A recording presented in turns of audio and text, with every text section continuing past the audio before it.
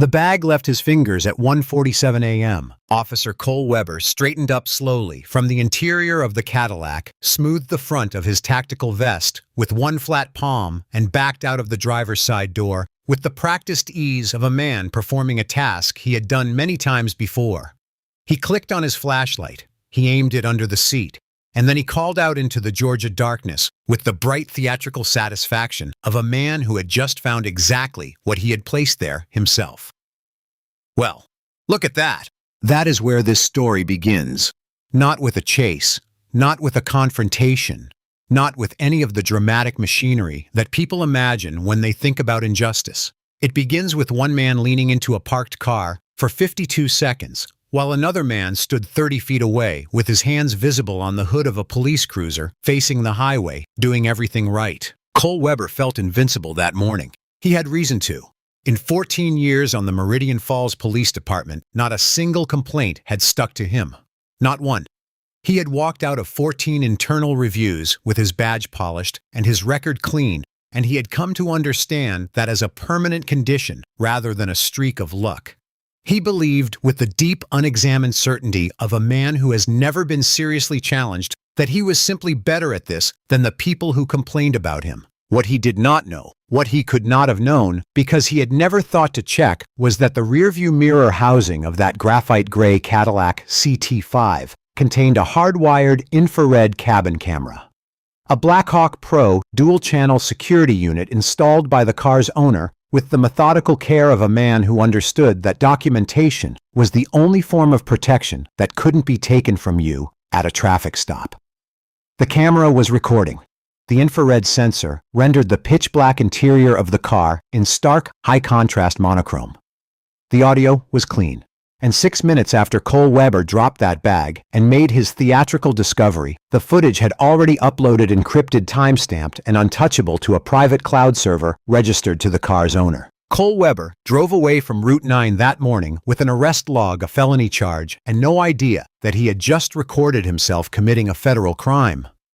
In 8 months, that 52-second clip would play on a courtroom monitor in Meridian County Superior Court in front of 12 jurors, a judge, and a packed gallery. While Cole Weber sat in the witness chair having just placed his hand on a Bible and sworn that none of it had happened. Stay with me. Because the moment that video loads, the moment the lights dim and the screen comes to life and the jury watches Cole's hands in perfect infrared clarity, everything he spent 14 years building disappears inside a single afternoon. Meridian Falls, Georgia, sits in that particular band of the American South where prosperity and poverty share a zip code without ever quite acknowledging each other. The city's downtown had been renovated twice in the last decade. New streetlights, repainted crosswalks, a farmer's market on Saturday mornings that sold goat cheese and artisan jam to people who drove in from the suburbs. The city council ran on platforms about growth and investment and community development, and for the people who lived in the right neighborhoods, it felt true. For the people who didn't, the city worked differently.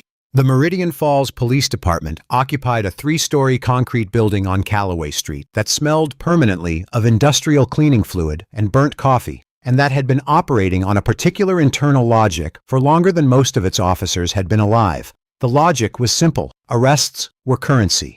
Felony arrests were premium currency.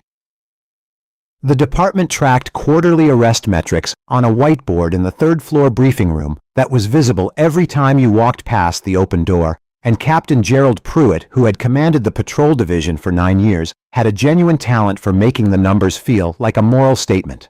Officers with high numbers were commended at full precinct assemblies. Officers with low numbers got the bad shifts. The difficult partners, the equipment that needed repair requests, filed 6 times before anything happened. No one told the officers to manufacture arrests. No one needed to. Route 9 was the Eastern Corridor, a 12-mile stretch of highway connecting the Industrial Park District to the residential suburbs, running through a landscape of chain-link fencing storage facilities and the kind of darkness that only exists on a road with 30-foot gaps between working streetlights. Inside the department, officers called it the pipeline. It was reliable. A driver on Route 9 after midnight was either a shift worker, a delivery person, or someone the department could manufacture a reason to stop. The distinction between those categories was for officers like Cole Weber largely a matter of what the driver looked like. The city did not know this. Or rather, the city knew it the way a person knows about a pain they've learned to live with duly without urgency, without the specific documented proof that forces action. On the night of October 22nd, it was raining lightly. The kind of rain that doesn't register as weather, just a general dampness that makes the asphalt shine under headlights and turns the distant city lights into soft, bleeding smears of orange and white. The graveyard shift had been running for 5 hours. The Route 9 corridor was quiet, which was its own kind of invitation to a man who had learned to read quietness as opportunity. It was 1:41 in the morning when Cole Weber saw the Cadillac. Cole Weber was 38 years old, and he had the particular physical quality of a man who had been large and confident for so long that it had become architectural, built into his posture, his walk, the way he occupied a room.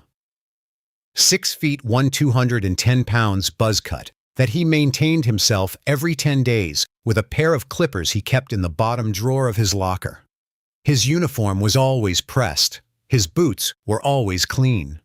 He had a mirror mounted on the inside of his locker door, and he checked it before every shift with a thoroughness that his colleagues had long since stopped teasing him about, because Cole didn't respond to teasing in ways that made it worth trying. He had joined the Meridian Falls Police Department at 24, fresh from 2 years of community college and a failed application to the state police, which he had never mentioned to anyone and which he thought about more than he would admit. He was not a stupid man.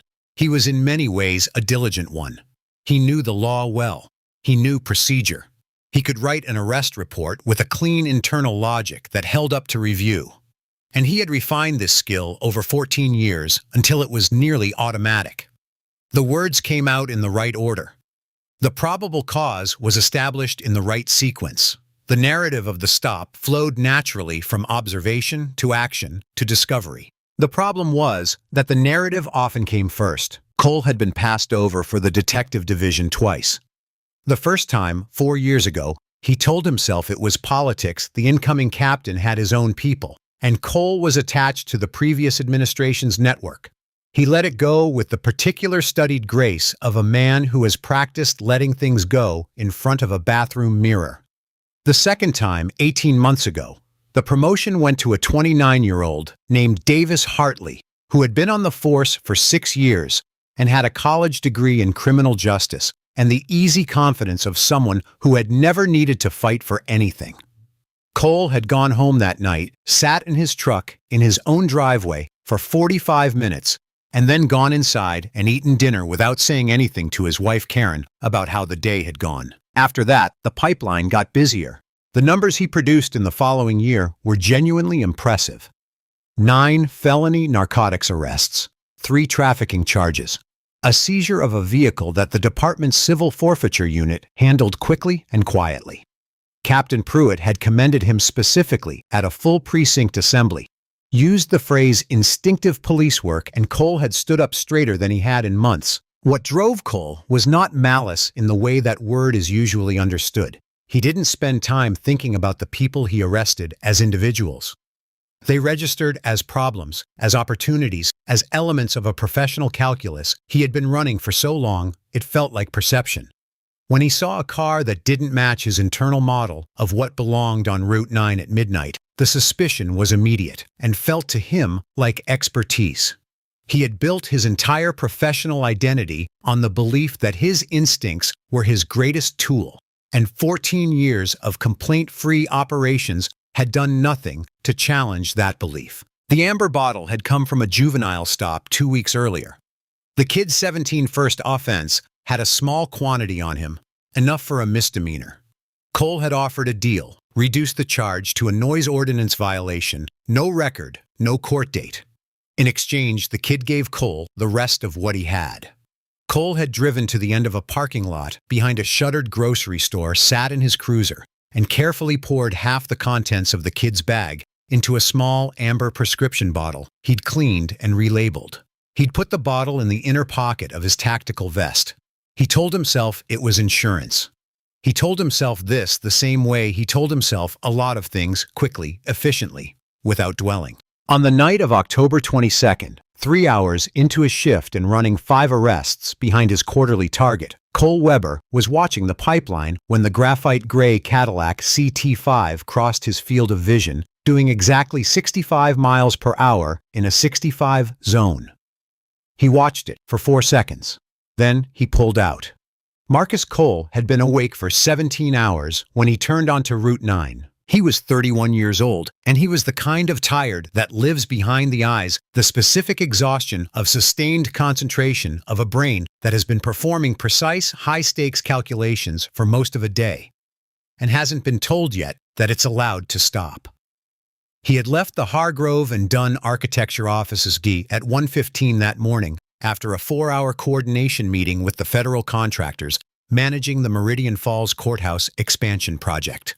The meeting had gone long because the federal project manager had questions about the load distribution specifications for the Eastern Wing's 3rd floor, and Marcus had answered every one of them in detail, pulling up his annotated engineering drawings on his laptop and walking the room through the calculations with the patience and precision that had made Raymond Dunn, the firm's senior partner, describe him to a client as the engineer I trust most not to be wrong. Marcus had been at Hargrove and Dunn for 4 years. Before that, Georgia Tech, a structural engineering degree paid for by a combination of a merit scholarship, the federal Pell Grant, and a part-time job at a campus dining hall that he had worked for 3 years without missing a shift.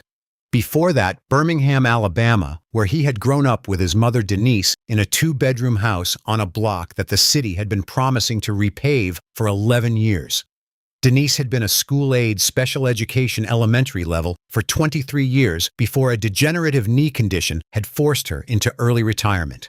She had raised Marcus on a school-aide salary, which is to say she had raised him on careful budgeting on Sunday dinners cooked from scratch because restaurants were for birthdays, on a philosophy about education that she never stated directly, but communicated through the way she treated his report cards as documents worthy of safekeeping. Marcus had a wall in his childhood bedroom. Not a poster wall, an achievement wall. His mother had put it up without asking him. Every certificate, every award, every honor roll notification going back to 2nd grade was matted and framed and arranged in a grid that covered most of the space between his closet door and his window. He had found it embarrassing as a teenager. By the time he was in his mid-20s, he understood it differently. It was her arithmetic, her proof of what the investment had been worth. He hadn't asked her to take it down. The Cadillac was 11 months old. Marcus had bought it in November of the previous year, paid in full because he had been saving for it specifically for 4 years, because he had promised himself when he took the job at Hargrove and Dunn that the first truly large thing he bought for himself would be paid for without a loan. It was the first luxury vehicle he had ever owned. Before the Cadillac, he had driven a 2014 Honda Civic with 140,000 miles on it, that needed a new alternator every 18 months and made a sound going uphill that he had learned to interpret as character rather than mechanical failure. The Cadillac was in a specific and private way, a milestone, a physical object that represented a distance traveled. He didn't talk about it in those terms to anyone. He just knew. He had installed the Blackhawk Pro security system 2 weeks after purchase. Not because anyone told him to, not because he had been the victim of a crime, because he was a careful and precise man who had read over the preceding decade enough news stories about what happened to black men during traffic stops to understand that documentation was the only form of protection that was entirely within his own control. He spent a Saturday morning installing it himself, following the wiring diagram with the same methodical attention he brought to engineering specifications. The cabin-facing infrared camera sat inside a housing built into the rear of the rearview mirror assembly. The front-facing camera was embedded in a small unit behind the mirror, both connected through hardwired cables to a module under the dashboard that drew power directly from the battery. The system remained active when the engine was off. A built-in LTE chip connected the system to a private cloud server registered to Marcus's personal email address. The sensitivity for parking mode event triggering was set at a 2.1-pound pressure differential, enough that a leaf landing on the hood wouldn't set it off, but a person leaning against the doorframe certainly would. He drove home on Route 9 because it was the fastest route from the Hargrove and Dunn offices to his apartment in the Sycamore Ridge neighborhood. He drove it 2 or 3 times a week. He knew every curve of it. He was 7 miles from home when the lights exploded in his rearview mirror. His hands tightened on the steering wheel. His stomach dropped not from guilt because he had done nothing wrong, but from the particular dread that settles into a black man's body when police lights appear behind him in the dark, a dread that has nothing to do with what you've done and everything to do with what you know. He checked his speedometer 65. He checked his lane centered. He put on his turn signal, reduced his speed, and pulled smoothly onto the shoulder, the gravel crunching under his tires as the car came to a stop. He turned on the interior cabin light. He put both hands on the steering wheel at 10 and 2, and he spread his fingers wide so that anyone approaching could see them clearly. He breathed. He ran through the checklist his mother had given him when he turned 16 and got his driver's license, the same checklist that parents across America have been giving their black children for generations. A survival protocol dressed up as driving advice. Hands visible. Lights on. Slow movements. Narrate everything. Don't argue. Stay calm. Live to tell the story. He was ready. Cole came up on the passenger side. This was deliberate. It was a technique he had refined years ago. Approaching from the passenger side forced the driver to turn. Their body disrupted their equilibrium, made them uncertain about where to look and what to do with their hands. Most people who pulled over expected the officer to come to the driver's window.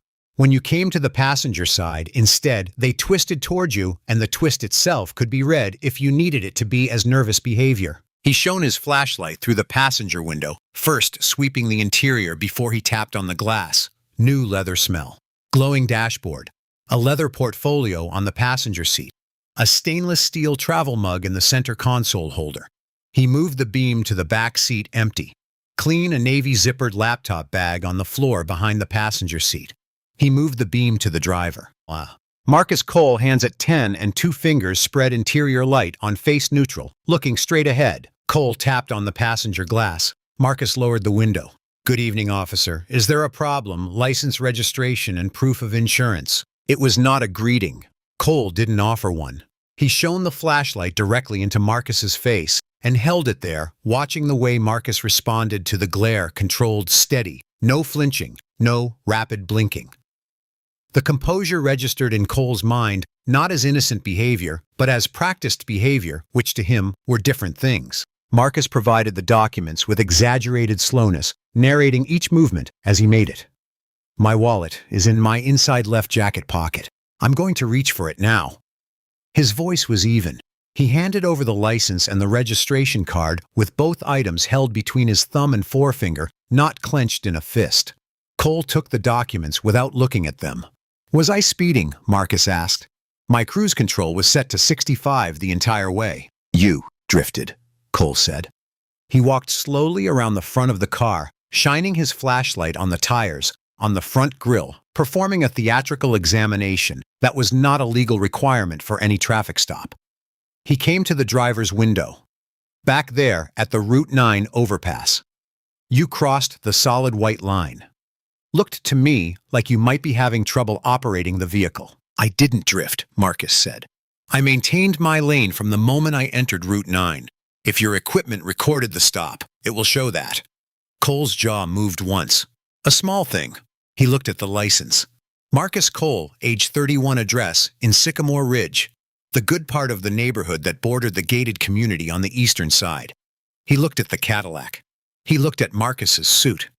"You've been drinking tonight," Mr. Davis, Cole said. Cole, Marcus said quietly.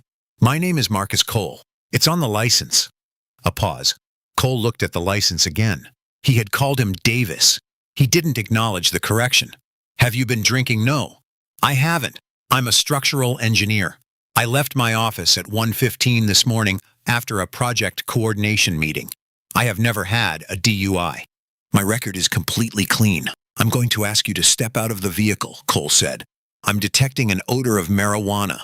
The words were so clean, so well practiced. There was nothing uncertain about them, no hesitation, no searching for the phrase. It came out the way a prepared statement comes out, the way a line from a script sounds, when the actor has said it enough times that it no longer sounds like acting. Marcus sat with those words for 3 full seconds. There was no marijuana. He had never smoked in his life. His car smelled of new leather and the specific muted cologne he had worn for the past 6 years. The accusation landed with the quality of something surreal, not a lie told badly, but a lie told so professionally that the professional telling of it was its own kind of violence. "Officer," he said, "I don't consent to a search. I haven't been drinking. There is no marijuana in this vehicle. I would like to know what specific traffic violation is the basis for this stop." Cole opened the driver's door. "Step out, now, or I will remove you from the vehicle." Marcus stepped out, slowly, hands up and visible the way the protocol said. He stood on the shoulder of Route 9 in his Tom Ford suit in the cold October rain, 45 degrees, and getting colder.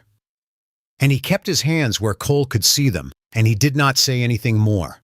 Cole spun him, not violently, but without any attempt at gentleness, and walked him to the front of the patrol cruiser with a hand between his shoulder blades. "Stand here, hands on the hood where I can see them." Marcus put his hands on the hood of the cruiser. The metal was on me from the engine. The headlights were in his face, blinding him. Behind him, he heard the sound of his car door opening. He did not turn around. He stood in the headlights, and he breathed, and he thought about the Blackhawk Pro system. He thought about the sensitivity setting he had programmed. He thought about the way Cole's weight against the door frame. He heard it, the specific metallic creak of the car settling as a new weight pressed against it would register on the chassis pressure sensor. He thought about the LTE chip uploading to his private server. He stood there and he breathed, and he did not turn around, because if he turned around, Cole would write it down. Behind him, Cole was inside the car. Cole knew within 4 seconds that the car was clean. The smell confirmed it, leather-light cologne, the faint metallic warmth of electronics. He searched the center console, the glove box under the front seats, the pocket behind the driver's seat. Nothing. He moved to the back. He patted the seat, checked the pocket behind the passenger seat, ran his hand along the floor mat. Nothing. He straightened up slightly and reached into the inner pocket of his tactical vest.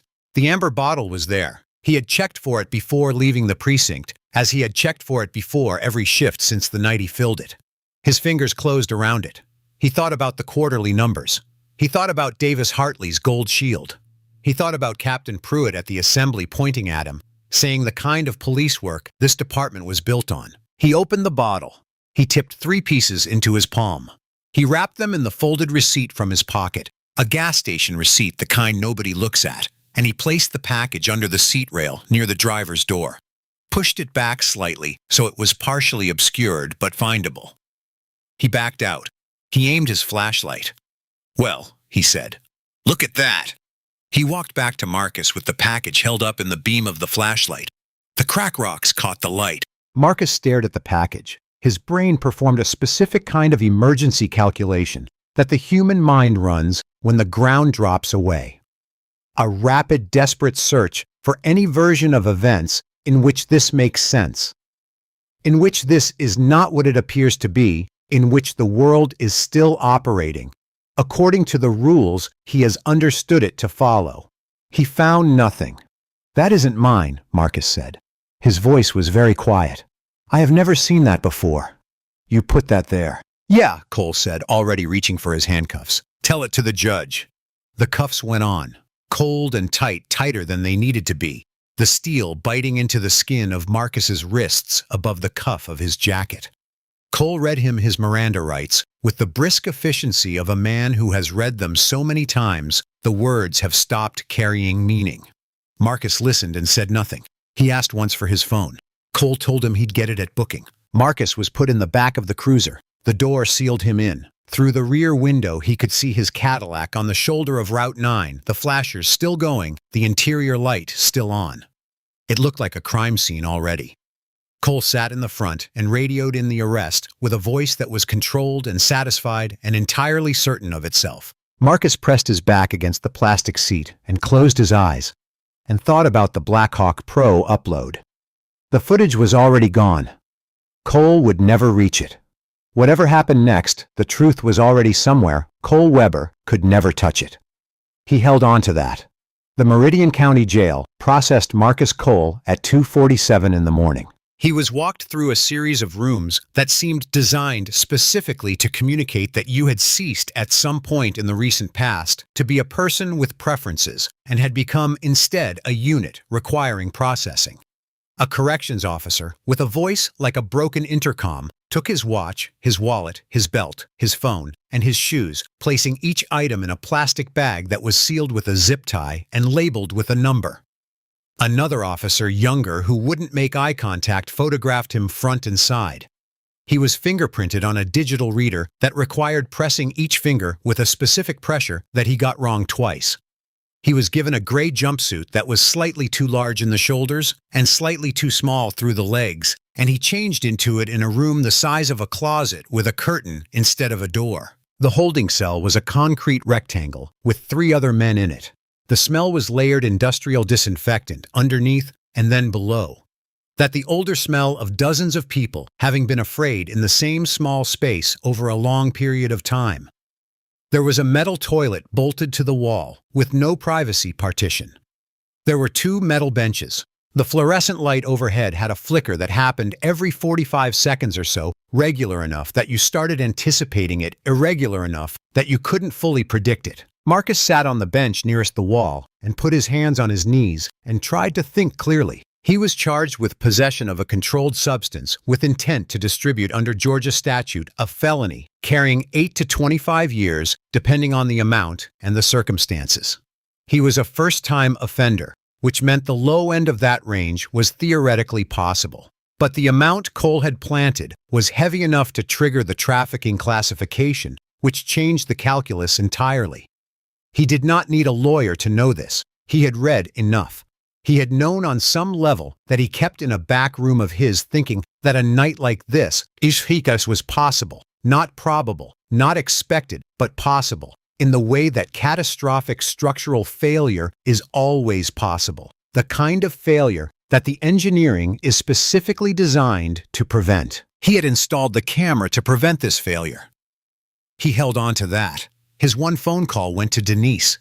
It was 4:15 in the morning.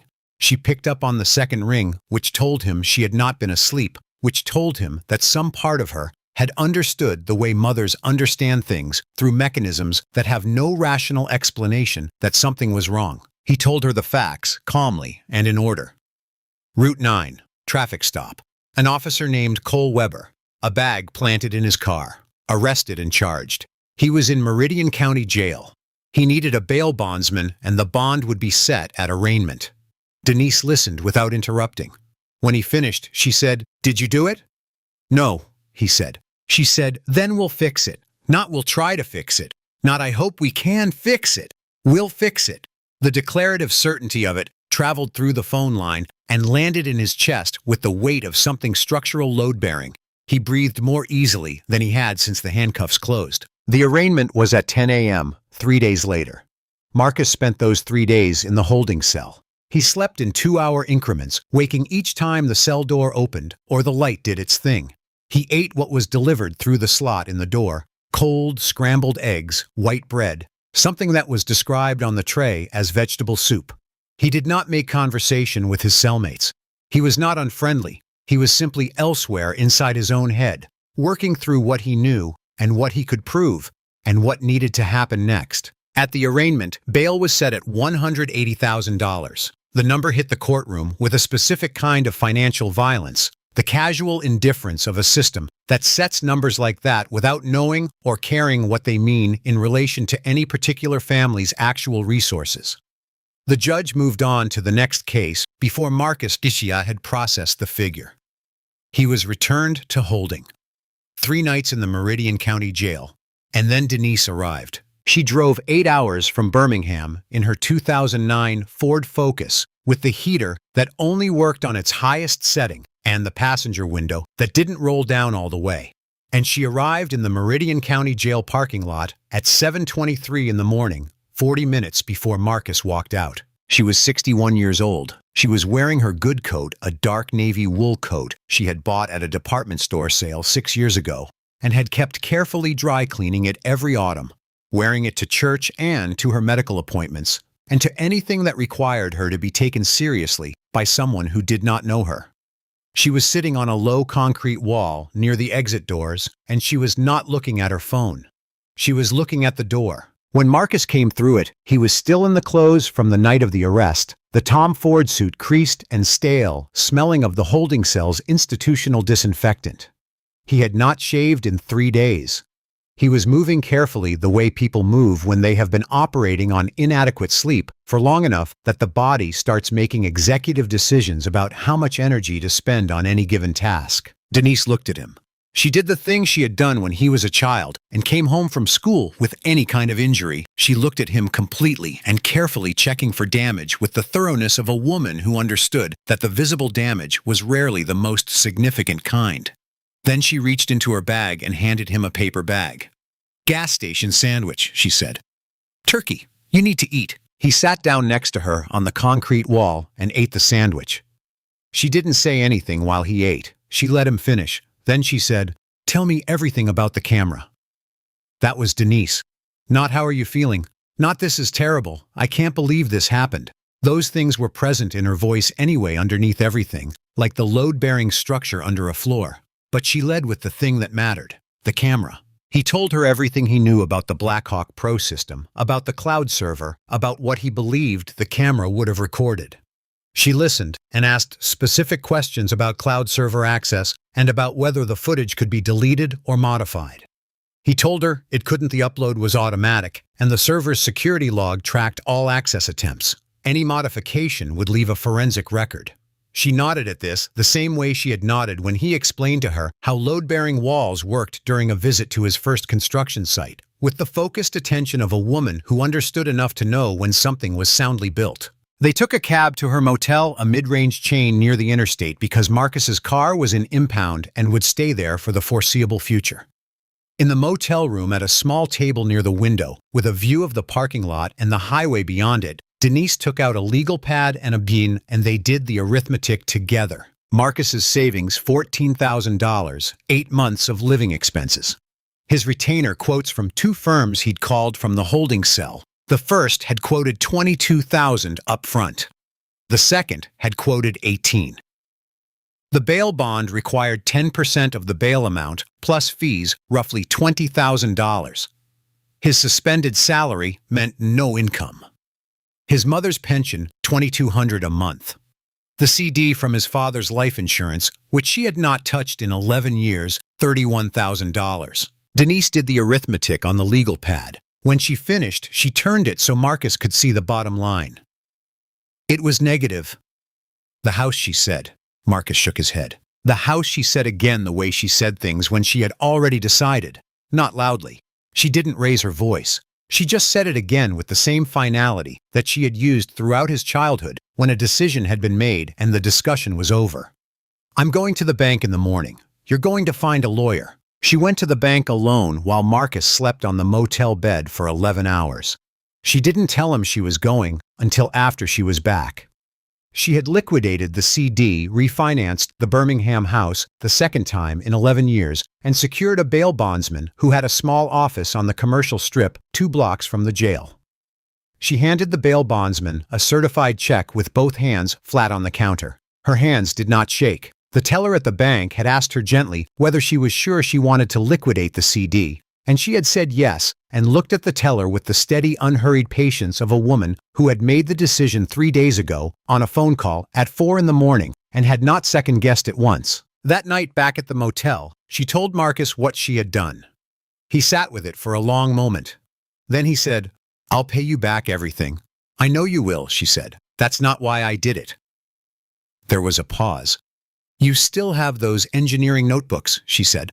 "The ones from high school. I kept all of them." He looked at her. "I kept them," she said again simply. "Just the fact, not what it meant."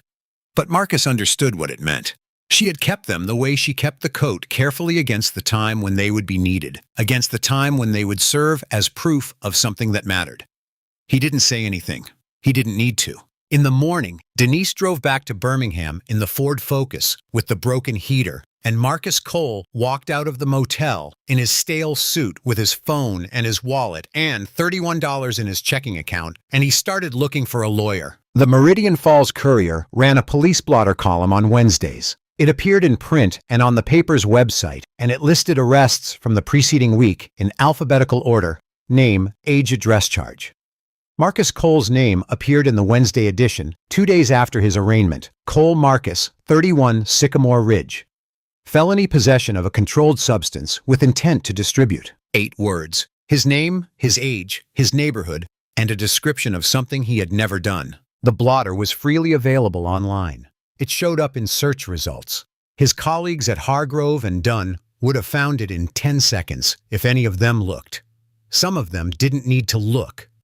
The name circulated through the firm's informal communication channels, the text threads and group chats that exist in parallel to the official company email system, carrying the information that the official channels don't with the speed and indiscriminate reach that informal channels always have. Hargrove and Dunn's HR department called on a Thursday morning. A woman named Patricia, whom Marcus had met once at a company function and who had been professionally pleasant, informed him that his employment was suspended without pay, effective immediately pending investigation per Section 9 of his employment contract, which covered conduct that could bring the firm into disrepute or create legal liability.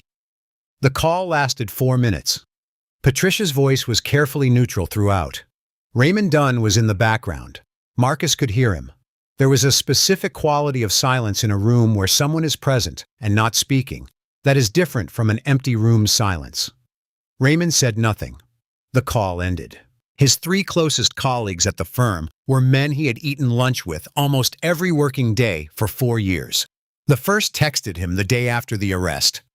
"Thinking of you, man. Let me know if you need anything." This was followed by silence. The second texted 2 days later. "Heard what happened. Really sorry." This was also followed by silence. The third never reached out at all, which Marcus found strangely easier to process than the first 2. At least it was honest. His apartment building was a mid-rise in Sycamore Ridge with 42 units and a property manager named Greg who sent a lease review notice under Marcus's door 9 days after the arrest. The notice cited a clause regarding criminal charges and their potential impact on tenancy. It was not an eviction notice, not yet, but it was the document that precedes an eviction notice, the warning that tells you the clock has started. Marcus read it standing in his kitchen in his warehouse job clothes at 6:30 in the morning, and then put it face down on the counter and made coffee and did not touch it again for 2 days. The neighbor on his floor, a retired insurance adjuster named Bill, who had talked to Marcus about Georgia football every single week for 2 years, who had borrowed Marcus's socket wrench set 3 times and always returned it, crossed to the opposite side of the hallway when they encountered each other near the elevator. Not running, not dramatic, just the specific practiced distance of a person who has decided they would prefer not to be visible in proximity to someone else. Marcus watched this happen and noted it with the same careful, non-reactive observation he brought to everything. He filed it away. He did not indulge in anger about it, partly because he couldn't afford the energy, and partly because he understood it. Bill wasn't a bad man. Bill was frightened of the label, the way people are frightened of diseases they don't understand by distance, by avoidance, by the hope that separation would provide protection. Marcus found a temp agency and registered himself as a general labor worker, listing no professional credentials. He was placed at a warehouse receiving dock on the night shift, 11 p.m. to 6 a.m. He wore a hat and kept it low. The work was physical and simple. Scan the arriving inventory, check against the manifest, move the pallets to the designated staging area. He was good at it, in the way that he was good at everything that had a structure. He could learn reliably, quietly, without complaint. He brought his engineering notebooks to work in his bag. During the 2 breaks and the 30-minute lunch period, he opened them at the break room table under the fluorescent light and worked on calculations. Not for any project, just calculations, load tolerances, structural analyses, the kind of mathematical work that his hands and his brain did automatically, the way a musician practices scales. Not because it produced anything, because it kept him connected to who he was when everything else was working to disconnect him from it. He stopped answering Raymond Dunn's calls, not because he was angry at Raymond. Raymond had done what he had to do, and Marcus understood that, but because every time his phone showed Raymond's name, something in his chest contracted in a way he couldn't quite control, and he was trying very hard to maintain control over everything he could still control. Raymond left messages. Marcus didn't listen to most of them. He listened to one 2 weeks after the arrest in which Raymond said, "I know you didn't do this. I've known you for 4 years. I just want you to know, I know." Marcus listened to that message 4 times, sitting in his car in the warehouse parking lot at the start of a shift, and then he put the phone in his pocket and went inside and worked. Captain Gerald Pruitt commended Cole at a full precinct assembly 17 days after the arrest. It was a Thursday morning, 8:15, the entire day shift, plus the overlapping graveyard shift, crowded into the third-floor briefing room with its institutional gray walls and its arrest metrics whiteboard, and its smell of burnt coffee that no amount of the good stuff from the machine in the break room could fully displace. Pruitt stood at the front with a commendation certificate that he'd had printed at an office supply store. The precinct budget for official materials was perpetually inadequate, and read from it in a voice that carried genuine admiration. Detective Track Officer Cole Weber Pruitt said, for demonstrating the kind of instinctive street-level police work that the Route 9 corridor demands and that this department was built on. Cole stood up when his name was called and received the applause of about 60 officers with the expression of a man who had been expecting this but had the discipline not to show it. He sat down. The meeting moved on. He spent the rest of the day with his face arranged in appropriate professional modesty, while something significantly less modest moved through his chest. The Gold Shield arrived 6 weeks after the arrest. The promotion to the Narcotics Interdiction Unit came with a 17% salary increase, a new badge that he polished for 20 minutes the first night he had it, and a parking spot closer to the precinct entrance. His new partner was a 15-year veteran named Brad Sutter, an undemonstrative, methodical man who drank too much coffee and had a talent for paperwork and a consistent policy of not asking questions about how his partner got to the number he got to. Brad and Cole developed a working rhythm within 2 weeks. They were productive together in the specific limited way of two people who have decided not to know each other. Cole bought the boat 3 weeks after the promotion. A 20-foot bowrider used but well-maintained bought from a retiring marine mechanic in Savannah, which he trailered to a storage facility near the lake and visited on weekends to work on the engine and tell Karen about the trips they would take when the weather warmed up. Karen was pleased about the boat in the way she was pleased about most of Cole's career progress, with a genuine warmth that was also slightly at a remove the warmth of a person watching something happen to someone they care about from a comfortable distance. She didn't ask much about the job. He didn't tell her much. 3 weeks after the promotion, alone, his patrol cruiser, in a parking lot during a late-night surveillance run, Cole searched Marcus Cole's name on his phone. He found the courier blotter item. He found a brief follow-up article in a local online news outlet with a headline about the arrest and a photograph of Marcus from some professional profile, a man in a hard hat on a construction site looking at drawings. Cole looked at the photograph for a moment. He thought about nothing in particular. He closed the browser. He put the phone down. He did not search the name again. He refilled the amber bottle the following Tuesday. Marcus found Veronica Hayes through a legal aid referral that came from a social worker at the county jail's reentry program. A woman named Tanya, who had taken one look at Marcus's file and his professional history, and made 3 phone calls on his behalf before the end of her shift. The referral was to a law school friend of Tanya's, who had since left the public defender's office to go private. The law school friend was not available, but she gave Marcus the name of the person she considered the best criminal defense attorney she personally knew in the Northern Georgia district. The 3rd floor of the Meridian Falls Commerce Building was a hallway of frosted glass doors. A tax preparer, a notary, a Spanish-language immigration consultant, and at the end of the hall, in a suite of 2 rooms that looked from the outside like organized chaos and from the inside like a highly sophisticated information management system that only its operator could fully navigate, a frosted glass door that read Veronica M. Hayes, Attorney at Law, in clean black letters. Veronica Hayes was 44 years old and had spent the first decade of her legal career as an assistant United States attorney in the Northern District of Georgia, prosecuting federal civil rights cases with a win rate that her supervisors described in performance reviews as remarkable, and that she herself attributed to preparation so thorough it bordered on the obsessive. She had left the U.S. Attorney's Office 8 years ago. Not for money, private criminal defense paid better.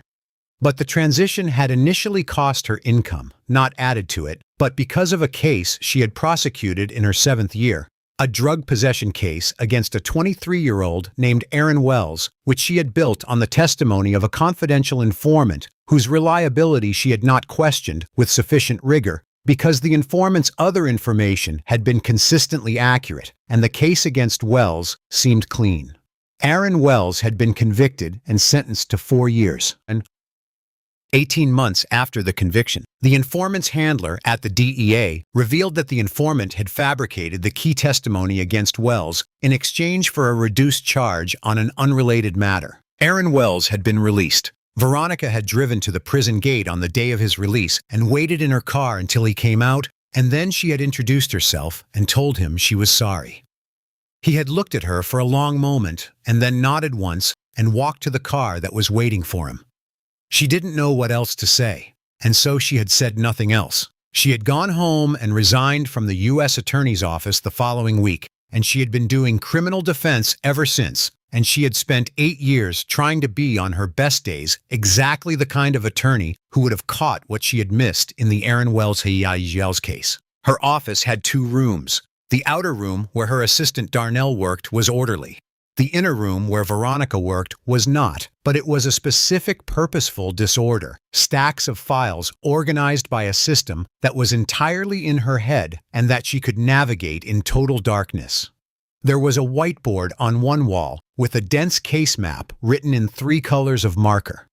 There was a framed photograph on the bookshelf behind her desk, a young man in a cap and gown, laughing at something off camera. Her younger brother Clifton, the first person in their family to finish college. He was now a high school math teacher in Decatur. Veronica had helped pay for his last 2 years. She had Marcus sit down across from her desk, and she read the police report, the chain of evidence documentation, the DA's charge sheet, and Cole Weber's personnel summary, all printed all in front of her in a clean row, while Marcus sat quietly and waited. She read everything twice. She made notes on a yellow legal pad with a red pen. She did not speak until she had finished. Cole Weber, she said. 14 years, 14 excessive force complaints. None of them stuck, Marcus said. No, they went through internal review. She looked at the personnel summary. 3 prior felony narcotics arrests involving controlled substances found in vehicles. All 3 resulted in convictions. No appeals. She looked up. Do you see what that is? Marcus waited. That's a pattern, she said. Not proof, not yet, but a pattern. She told him about the plea offer. The DA's office had extended 2 years probation, a $4,000 fine charge reduced to simple misdemeanor possession, time served. She put the paper with the offer in front of him on the desk and sat back and watched him read it. He read it. He put it down. He said, she studied him. Not rapidly, she took her time with it, the way she did when she needed to understand what she was actually working with. A person who said no to a plea offer, like this one in his circumstances, with the evidence apparently stacked against him, was either very confident in something they had or very stubborn in something they believed. The distinction mattered enormously. Why not, she said. Because I didn't do it, he said. And because I have proof. She said, tell me. He walked her through the stop. He was precise and sequential. He had been an engineer long enough that narrating a sequence of events was a technical exercise for him, the same kind of task as walking a room through a load distribution calculation. He described the approach, the flashlight,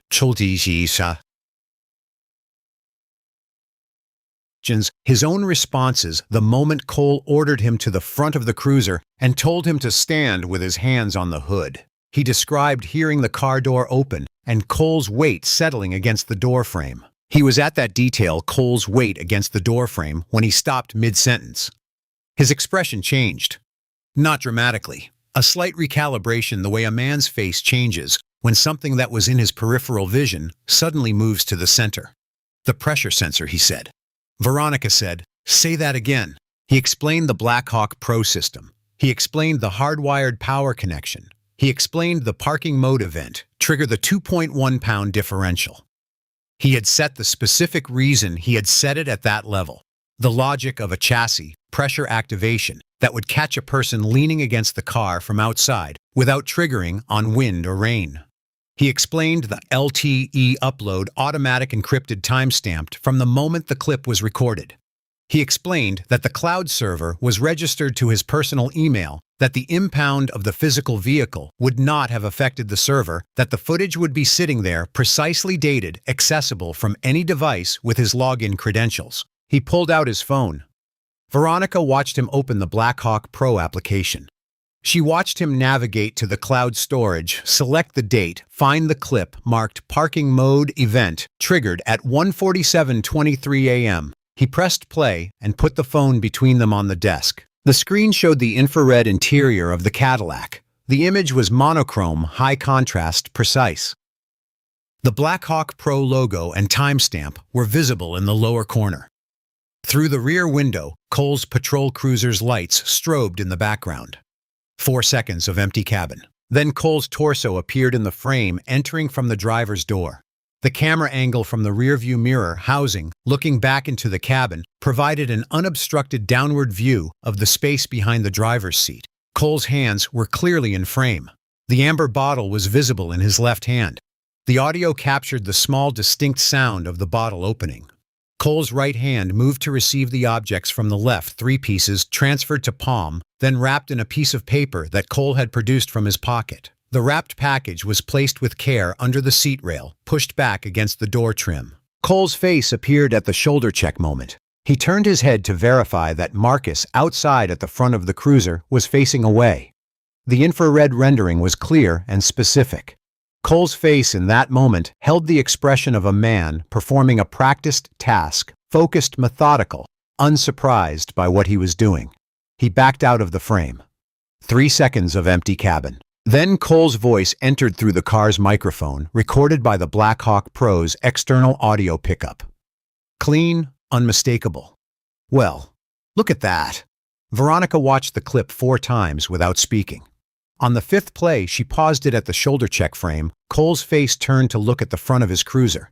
The amber bottle still visible in his left hand, the action half completed. She looked at it for a long time. Then she said a single word very quietly that indicated her complete professional assessment of what Cole Weber had done. Then she was fully professional again. She picked up her red pen. She turned her legal pad to a fresh page. "Here is what we are not going to do," she said. "We are not going to hand this to the DA's office in discovery. We are not going to file a pretrial motion. We are not going to give the prosecution any reason to know that this footage exists." Marcus watched her. "If we give them this now," she said, "they drop the charges quietly. They refer the matter to Internal Affairs. Internal Affairs opens a review that takes 18 months and ends with Cole Weber receiving a formal reprimand. He keeps his badge. He keeps his pension. He learns to check vehicles for cameras before he plants evidence. The only people who benefit are Cole Weber and the system that produced him." She put the pen down. "We are going to do something different," she said. "We are going to submit standard discovery requests, unremarkable. We're going to let them build their case. We are going to let them feel completely confident." She tapped the phone screen, paused on Cole's face. "And then we are going to let Cole Weber walk into that courtroom, put his hand on a Bible, look at 12 jurors, and tell them he did not bring those drugs into your car." She let the pause breathe. And then she said, "We are going to play this clip. In court. In front of the judge and the jury and the DA and Cole Weber himself. On a screen large enough that every person in that room can see his face." Marcus looked at the paused image on the phone. "We let him commit perjury," he said. "Complete. Documented. Witnessed by a courtroom full of people. Undeniable." She picked up the phone and handed it back to him. "Then we don't just clear your name.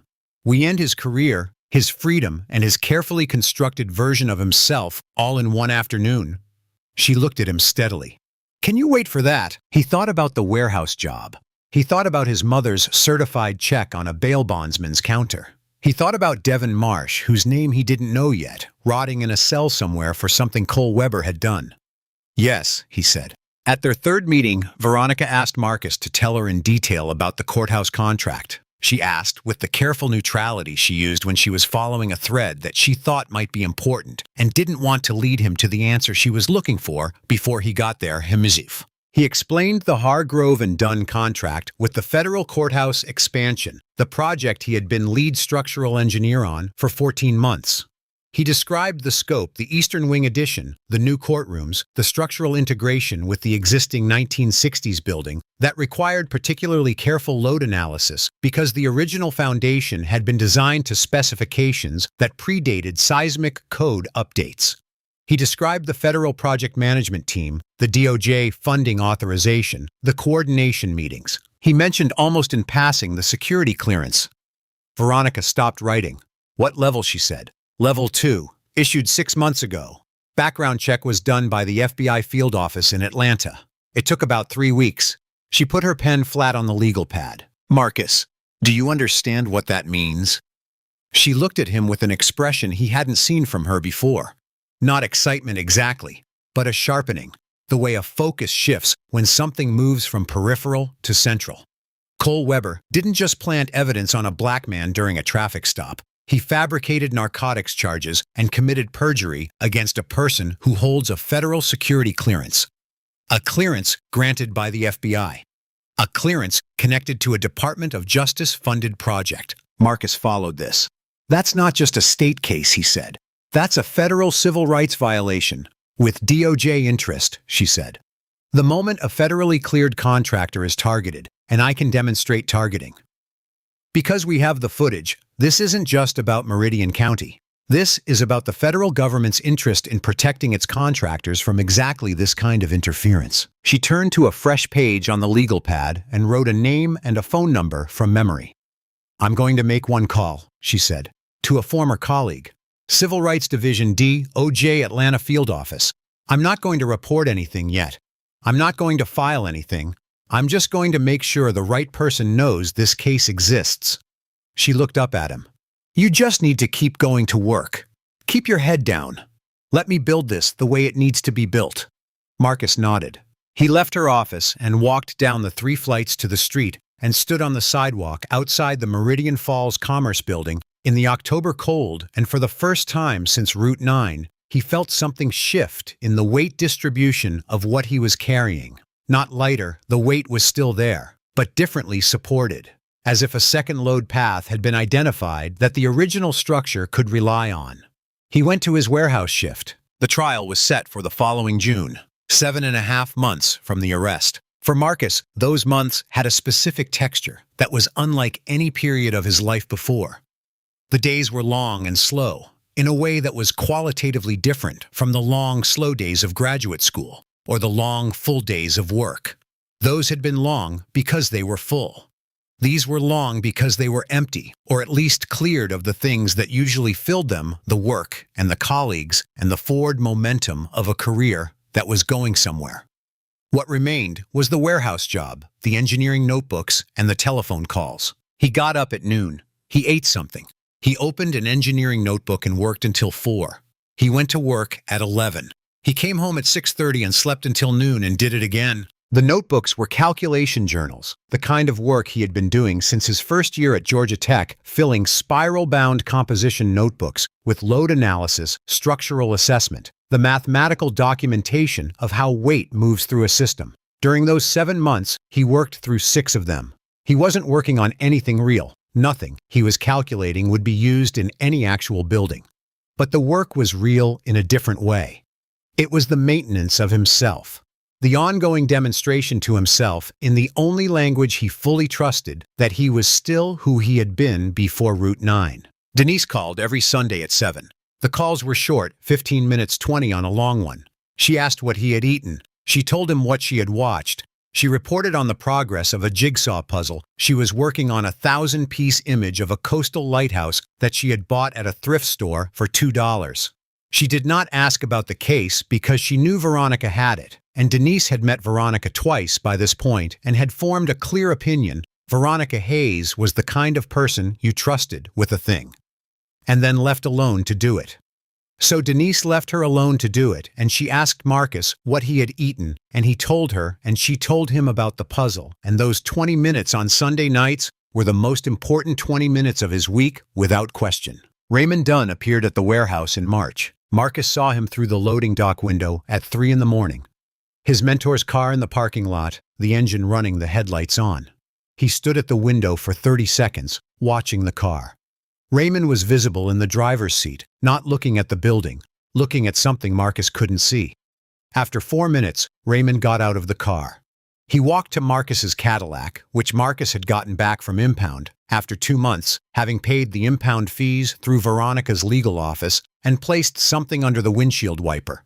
He got back in his car and drove away without looking at the building. Marcus went outside at his break. Under the wiper, a manila envelope.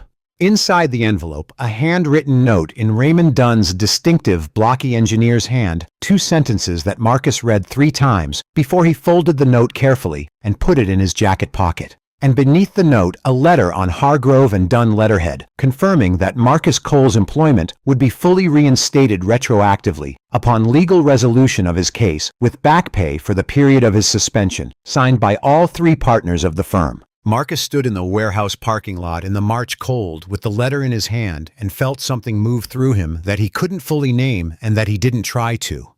He put the letter back in the envelope.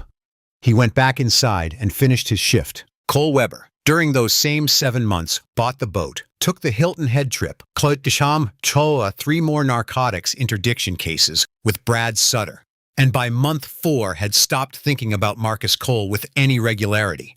By month 6, the name had receded to the category of administrative history, an arrest, a pending case, a number on a quarterly report. He was a detective now. He had different things to track. He refilled the amber bottle twice. Meridian County Superior Court was a building that had been renovated in the 1990s. New carpet, new lighting, a reconfigured lobby in a way that had made it look temporarily modern, and then gradually made it look more dated than it would have if they'd simply left the 1960s architecture alone. The fluorescent fixtures in the hallways buzzed at a frequency that was just below the threshold of being actively annoying.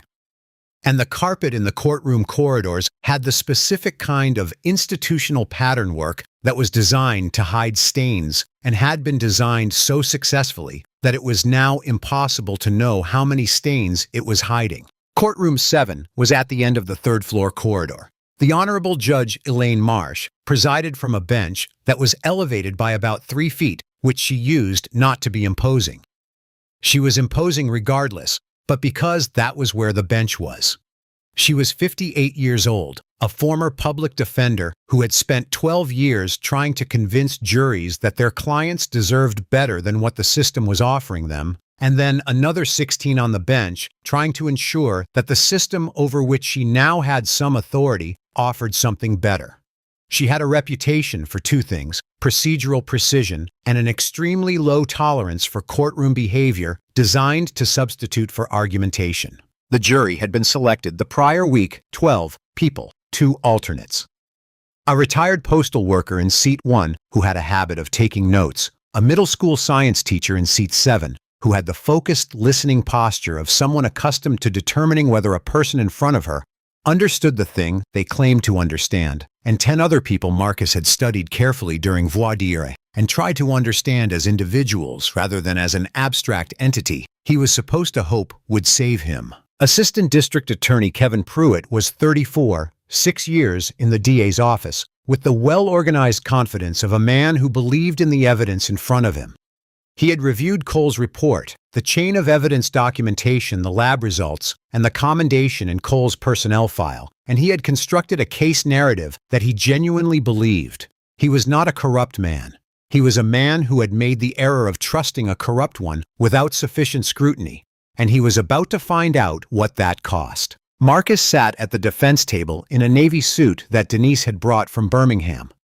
His best suit, the one he wore to client presentations, and kept his hands flat on the table surface, both hands visible, because even here, even in a courtroom where he was the defendant and was supposed to be at the greatest disadvantage, some part of him maintained the protocol. Keep the hands visible. Move deliberately. Give no one a reason. Veronica sat beside him with her yellow legal pads and her red pens and the Black Hawk Pro footage on a secured USB drive in the interior pocket of her suit jacket. Pruitt's opening statement was calm and methodical. He described Marcus Cole as a man engaged in criminal activity who had been identified and apprehended by a trained officer following established procedure. He described the drugs, their quantity, their classification, the trafficking threshold that the amount exceeded. He told the jury the evidence would be clear and absolute. He spoke for 22 minutes. Veronica stood up when the judge called on her for the defense's opening statement. She looked at the jury for a long, unhurried moment. Then she said she was reserving the defense's opening statement and sat back down. The retired postal worker in seat 1, who had been writing steadily during Pruitt's statement, looked up from his pad and looked at Veronica with an expression of careful attention. Judge Marsh moved them to the afternoon session. Day 2 opened with the prosecution's foundational witnesses. First, the CAD dispatch operator who had logged Cole's traffic stop, a woman named Rita Mosley, who testified to the radio log, the timestamps, and the chain of communication from stop to arrest. She was competent and factual. Veronica's cross-examination of her was 3 questions. Was there any record in the CAD log of a specific traffic violation observed prior to the stop? Rita confirmed the log notation was suspicious vehicle. Had the CAD log been modified after the initial entry? Rita said no. Veronica thanked her. Second, the forensic chemist from the state crime lab, a methodical man named Dr. Carl Hewson, who had been doing this work for 19 years and whose testimony was precise, measured, and entirely credible.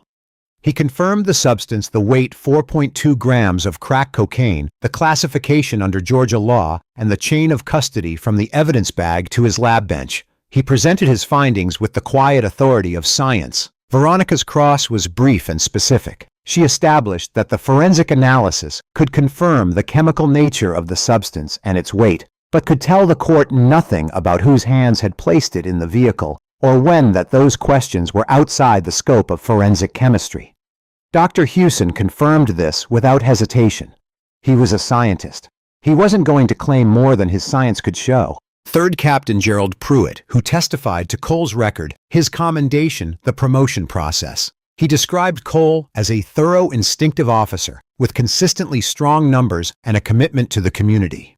He was convincing in the way that people who have been saying the same thing for a long time are convincing. The words had the worn, smooth quality of something repeated until it required no effort. Veronica's cross of Pruitt was the first moment when the courtroom's attention shifted. She asked how many excessive force complaints Cole Weber had received over his 14-year career on the department. Pruitt said he didn't have the exact figure in front of him. She said the number was 14-1 for each year, and asked whether any of them had been sustained, meaning whether any review had concluded that Cole had in fact violated departmental policy. Pruitt said the internal review process had cleared him each time. She said the internal process, meaning the department, reviewed its own officers' conduct and found no issue. Pruitt started to answer. She said she had no further questions. Pruitt objected on relevance grounds. Judge Marsh sustained the objection, instructed the jury to disregard the implication, and moved on. The retired postal worker made a note on his pad. The middle school science teacher had stopped taking notes and was watching Veronica. Detective Cole Weber entered courtroom 7 on the afternoon of day 2 with the bearing of a man who had done this many times and expected to do it well. He was in his best civilian suit, charcoal gray, precisely cut, and his detective's shield was on his belt, positioned where a jury could see it without straining. He moved through the gate with the comfortable authority of a person who understood that his physical presence was part of his testimony, who had learned over 14 years that juries read bodies as carefully as they read words. He sat in the witness chair. He made a relaxed survey of the room. He made brief collegial eye contact with Captain Pruitt in the gallery. He placed his hands comfortably on the armrests and crossed his left ankle over his right knee and waited for Pruitt to begin. Pruitt led him through the stop with clean, sequenced questions. Cole described the vehicle, the Cadillac, the tinted windows, the hour. He described his observation of the driver's behavior. He described the odor that gave him probable cause. He described his search of the vehicle, methodical and complete, conducted according to department protocol. He described the discovery of the package under the seat rail. He described placing Marcus Cole under arrest. His voice was steady throughout, unhurried, making direct eye contact with the jury, through most of it turning to face Pruitt for the questions and returning to the jury to deliver the answers. Pruitt held up the evidence bag. The crystalline contents caught the courtroom light. And Detective Harrison, Pruitt began. Weber Judge Marsh said without looking up from her notes. A beat. Pruitt recovered. Detective Weber, where precisely did you locate this substance under the seat rail on the driver's side rear floor? Cole said. Partially concealed beneath the floor mat edge. It required deliberate searching to locate. At any point during your search of the vehicle, did you introduce this substance into the car? Cole let a small dismissive sound escape, not quite a laugh, something just below it. He shook his head slightly. Absolutely not. That's absurd. Did you have any prior contact with the defendant before this stop? None. I'd never seen him before in my life. Thank you, Detective. No further questions. Pruitt sat down.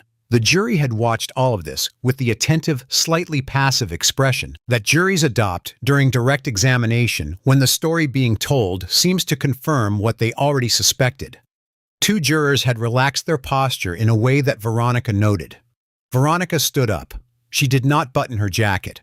She walked to the podium with a single yellow legal pad and a red pen, and she set them down on the surface and looked at Cole for a moment before she spoke. Congratulations on your promotion. Detective Weber, she said. Her voice was pleasant, genuinely warm. Well deserved, I'm sure. Thank you, Counselor, Cole said.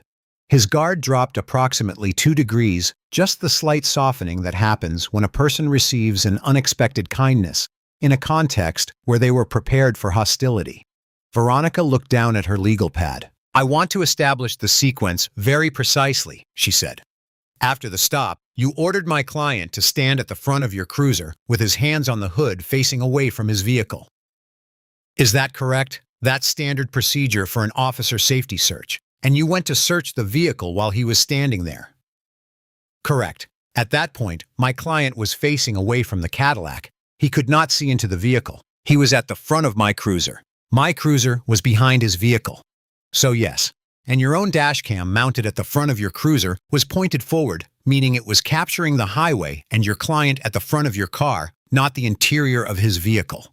Cole confirmed this with a slight nod that was also agreement. So during the period you were inside my client's vehicle, you were unobserved by him, and your own department camera was not recording the interior of his car. I was conducting a lawful search. I don't require observation to do my job properly. Of course not, Veronica agreed. I want to ask you about the timing. Your CAD dispatch log, which the prosecution introduced into evidence this morning, shows a timestamp between your radio call announcing entry of the vehicle and your radio call announcing the discovery. That interval is 52 seconds. Does that sound right to you? Cole's left hand moved on the armrest. A small thing. He was controlling it, but the control itself was slightly visible. The difference between a hand resting naturally and a hand being held still. I'd say approximately, he said. Maybe a minute or so. Approximately a minute, Veronica agreed. Now, during that approximately 1 minute, you were inside the vehicle alone. You leaned into the car.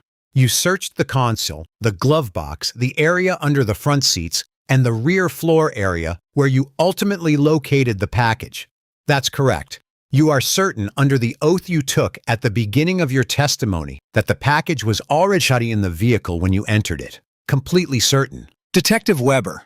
Her voice dropped an octave. The pleasantness was still technically present, but it was now structural, a load-bearing element in a building whose purpose she was about to reveal. Were you aware that the defendant's vehicle was equipped with a hardwired aftermarket security system that included an interior cabin-facing infrared camera? Cole's left hand stopped moving entirely. It became a different kind of still. Not a hand being held quiet, but a hand that had gone somewhere else. He held the expression on his face carefully. He was good at this. 14 years of interviews and reviews and courtroom testimony had made him very good at keeping his face where he needed it to be. "I was not aware of any such system," he said. His voice was even. "You conducted a search of the vehicle. You didn't encounter a camera. If there was a camera in the vehicle, I didn't identify it during the search." "I see." Veronica looked at her legal pad. "And you are completely certain under oath that the package was already in the vehicle when you entered it? That you did not bring any substance into the vehicle?" "I am completely certain." "No further questions," Veronica said. At this time, she returned to her seat. Pruitt looked at his co-counsel. His co-counsel looked back at him. The exchange lasted less than 2 seconds, a rapid private assessment of what had just happened and what it meant. Neither of them reached a conclusion because they didn't have enough information. The retired postal worker in seat 1 had written something on his pad and underlined it.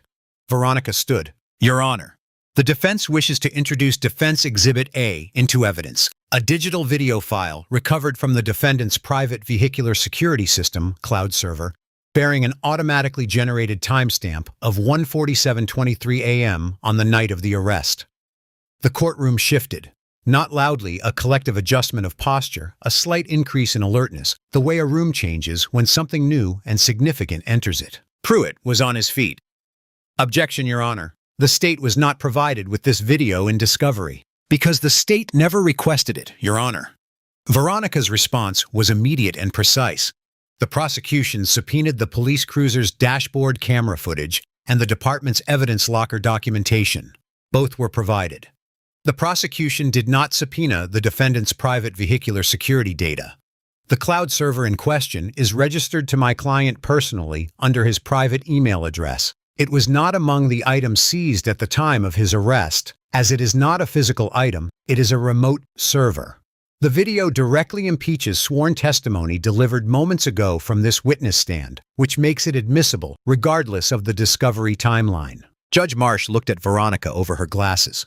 "Counselor, can you establish the integrity of the server data?"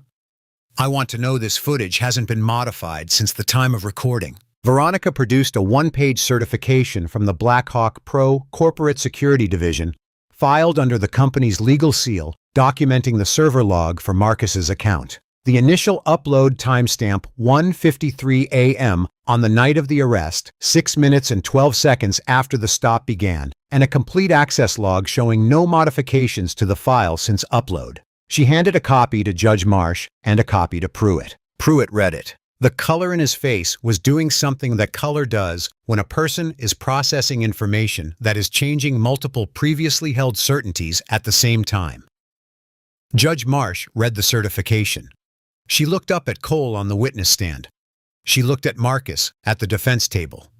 She looked at Veronica. "I'll allow it," she said. "Play the video, counselor." The bailiff dimmed the courtroom lights at Veronica's signal.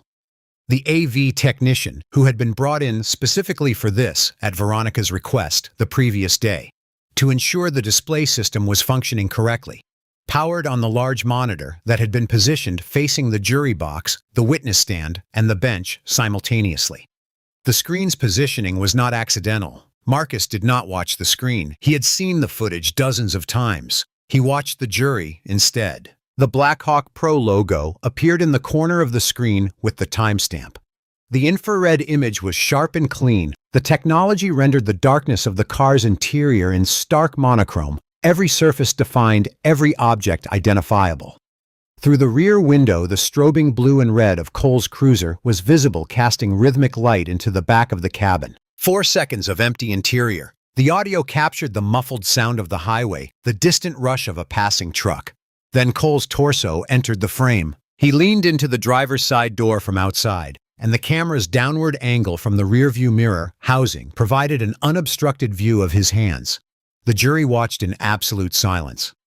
The retired postal worker in seat 1 had put his pen down. The middle school science teacher in seat 7 had both hands flat on her thighs. The amber bottle was clearly visible in Cole's left hand. The infrared rendering made the glass of the bottle and its contents distinct from the tactical vest fabric around it. The motion of Cole's right hand coming up to receive the transferred objects was clear and unambiguous. The folded paper, the receipt, was visible as Cole produced it from his pocket.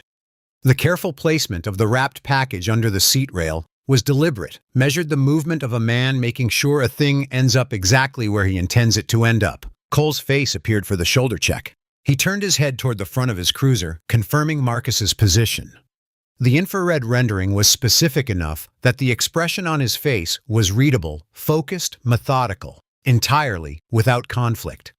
A man doing a practiced thing, not a man doing something that troubled him. He backed out of the frame. 3 seconds of empty cabin, the strobing lights still going. Then Cole's own voice entered through the car's audio pickup, recorded by the Blackhawk Pro's external microphone, as clear as if he had spoken it directly into the courtroom's PA system. "Well, look at that." The technician stopped the video. The silence in the courtroom lasted 4 full seconds. It was not the silence of an empty room. It was the silence of a room full of people who have all just processed the same devastating information simultaneously and are each working through it privately before any of them produces a sound. The first sound came from the second row of the jury box, a woman in seat 5, a former office manager named Patricia, who made a small, involuntary exhale that was not quite a gasp, but was in the same family. The science teacher in seat 7 pushed back slightly from the jury box railing, as if she needed a few more inches of distance between herself and what she had just watched. The retired postal worker in seat 1 was looking at Cole on the witness stand with an expression that had completed its transition from neutral attention to something that was not neutral at all. At the prosecution table, Kevin Pruitt had gone entirely still. He was staring at the monitor, which now showed the frozen final frame, the empty interior of the Cadillac, the strobing lights, the timestamp. His co-counsel, a second-year attorney named Danielle, who had been with the DA's office for 18 months, had her hand pressed flat against her mouth, not covering it exactly. Just resting there as if she needed to physically hold something in place. Pruitt understood in the specific cold total way that understanding comes when it is unavoidable that he had been used. That the case he had built, which he had genuinely believed in, had been constructed on a foundation he had accepted without sufficient scrutiny. Because the man who had provided it wore a badge that Pruitt had trusted more than he should have. He felt alongside the shock something simpler and more personal fury. At Cole. At himself. At the gap between what he had believed and what the video had just made undeniable. On the witness stand, Cole was doing his best work. He had heard his own voice come out of those speakers. He had watched his own hands on that screen. He had 20 years of training in keeping his expression where he needed it, and he was using all of it. His face was controlled. His hands on the armrests were still. But the control itself was visible now, in a way it hadn't been before the video. Before the video, his composure had read as authority. After the video, it read as effort. Judge Marsh looked at Cole. "Detective Weber," she said, her voice carrying the specific, careful restraint of a judge who is choosing words with extreme precision. "You've seen this footage. Do you have any statement regarding your previous testimony?" Cole's jaw moved. He opened his mouth. "That video," he said. His voice was tight, slightly too fast. "That video has been altered. The timestamps can be manipulated. I don't know where that footage came from, but I'm telling this court that what's shown on that screen is not what happened," Veronica said without standing. "Your Honor, the Blackhawk Pro certification documents, the server log, and confirms no modifications have been made to the file.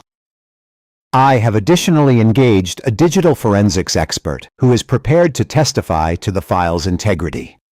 Judge Marsh held up one hand toward Cole, a clean, flat gesture that ended the conversation without aggression. She turned to Kevin Pruitt. Pruitt stood up. He took a breath. He put his hands flat on the prosecution table. "Your Honor," he said, "the state moves to dismiss all charges against the defendant, Marcus Cole, with prejudice." He paused for exactly 2 seconds. "The state further formally requests that this court remand Detective Cole Weber into immediate custody, pending charges of aggravated perjury, tampering with evidence falsification of a police report, and deprivation of civil rights under color of law." His voice was steady throughout. He was a prosecutor who believed in the law. The law had been broken in front of him. He was not going to pretend otherwise. Judge Marsh granted the motion. She looked at Marcus. "Mr. Cole," she said, "the charges against you are dismissed with prejudice. Your record is clear. You are fully exonerated by this court." She held his gaze for a moment, not long, not dramatically, just one beat longer than purely procedural necessity required. Then she turned to the bailiffs. Cole was on his feet before they reached him. "I'm a decorated officer," he said. His voice was loud, too loud, the sound of a man reaching for the authority that had just been taken from him and finding nothing where it had always been. "I have 14 years. The bailiffs were calm and efficient. They were not unkind exactly, but they were not gentle. The handcuffs went on from behind the same model Cole had carried on his own belt for 14 years, the same weight, the same sound. From this angle, they were different in every way that mattered. Cole said nothing more. They walked Cole out through the side door of courtroom 7. The route took him past the defense table, close enough that Marcus could have reached out a hand and touched his sleeve if Marcus had been that kind of person, which he was not. Cole did not look at Marcus. Marcus looked at Cole. He looked at him with the steady, unhurried attention of a structural engineer examining a building that has failed not with anger, not with triumph, but with the clear-eyed assessment of someone who has spent months understanding exactly how and why the failure was going to occur. He watched Cole pass. He watched the side door close behind him. The courtroom held its silence for another moment. Then the gallery, which had been packed with observers who had been told to keep quiet, produced a collective exhale, not applause, not celebration, but the sound of many people releasing a breath they had been holding for the duration of a video that had lasted 52 seconds and taken 7 months to play. In the third row, Denise Cole sat with her hands folded in her lap, her back straight, wearing her good coat. She had been there since 8:30 that morning. She had watched everything without visible reaction. The opening statements, the expert witnesses, Cole's direct examination, the cross-examination, and then the video. When the video played, she had kept her eyes on her son at the defense table, rather than on the monitor. Marcus turned from the door and found her face in the gallery. She held his gaze for a moment. Then she gave him a single nod, small, controlled, the precise nod of a woman who had added up the numbers months ago and had known the answer would come out right if the arithmetic was done honestly. Veronica leaned close and said something in Marcus's ear. He nodded. She said something else, something brief. He looked at her, and for the first time since Route 9, the smile that appeared on his face was genuine and unguarded and reached his eyes. He picked up his leather bag with the engineering notebooks. She had told him to bring them on the first day.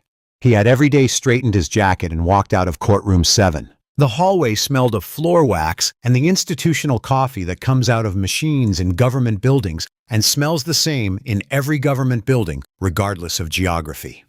Marcus stood in it for a moment, adjusting from the compressed air of the courtroom to the slightly less compressed air of the corridor. Raymond Dunn was there.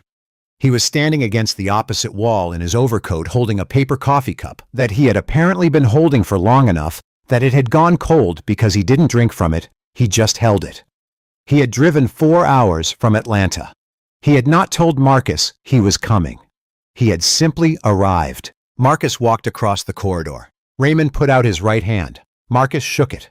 They held the handshake for slightly longer than a handshake usually lasts, which was the only external acknowledgement that either man made of what the handshake meant. Raymond didn't say anything. Neither did Marcus.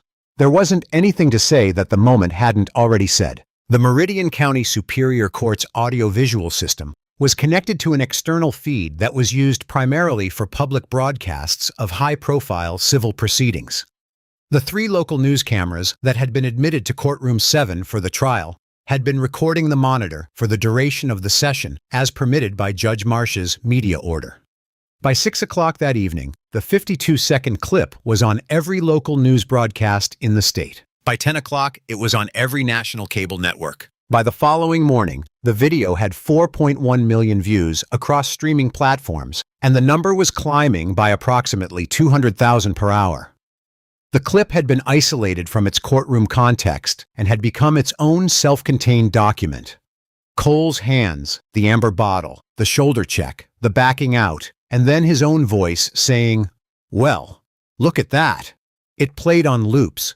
It was analyzed frame by frame in comment sections by people who had no professional forensic training, but were doing the analysis anyway because the footage was so clear that it didn't require professional training to understand. The clarity was itself part of the impact.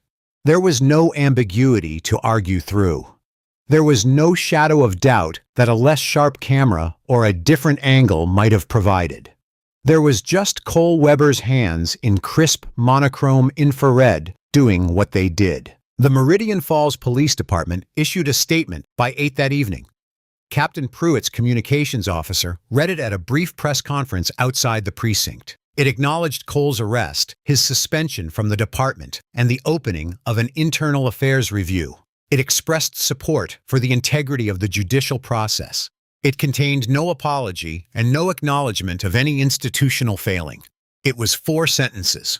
Pruitt was not present at the press conference. The Department of Justice Civil Rights Division had been briefed on the case through Veronica's contact in the Atlanta field office. By noon the following day, 2 agents from the Atlanta DOJ field office arrived at the Meridian Falls precinct with a federal preservation order that covered every document case file, arrest report, and digital record associated with Cole Weber's 14-year career on the department. They served the order at the front desk to a sergeant who read it twice before calling Pruitt down from the 3rd floor. Pruitt read the order and called the department's legal counsel. The legal counsel called a federal judge to ask about the scope of the order. The federal judge confirmed the scope was complete and non-negotiable. The preservation order went into effect at 1:47 p.m., coincidentally the same time to the minute that was stamped on the Black Hawk Pro footage. Karen Weber did not speak to the press. A local reporter reached the house, a 3-bedroom in the eastern suburbs that Cole had bought 7 years ago, during what had felt like a period of permanent ascending trajectory, at approximately 9 that evening. Karen answered the door, looked at the reporter and the camera, and closed the door without speaking. She was on the phone 45 minutes later with her sister in Chattanooga, and then she was not on the phone anymore and the house was quiet. She called an attorney 3 days later. She filed separation papers at the Meridian County Clerk's office 3 weeks after that. Cole was informed of the filing by his public defender. Brad Sutter gave one interview to the Meridian Falls Courier 48 hours after the trial. He described himself as a partner who had been unaware of Cole's methods and who had cooperated fully with all investigators since the moment Cole's arrest was announced. The interview was 4 paragraphs. It was factually accurate in its most literal construction. It omitted the things that would have made it complete, and Brad Sutter understood this, and he had made the calculation that incomplete honesty was the version of the truth he was prepared to live with. He was not wrong that it was a calculation. He would spend years determining whether or not he had made it correctly. The DOJ investigation was led out of the Atlanta field office by a special agent named Carol Winslow, a 15-year veteran of federal civil rights cases, who had a particular expertise in police misconduct patterns. She had reviewed the Black Hawk Pro footage on the morning after the trial, watched it twice, and written 3 pages of notes before she made her first call to Veronica Hayes. The anchor of the federal case was a specific legal architecture that Veronica had constructed carefully during the 7 months of waiting. Marcus held a Level 2 federal security clearance issued by the FBI for his work on a Department of Justice-funded construction project.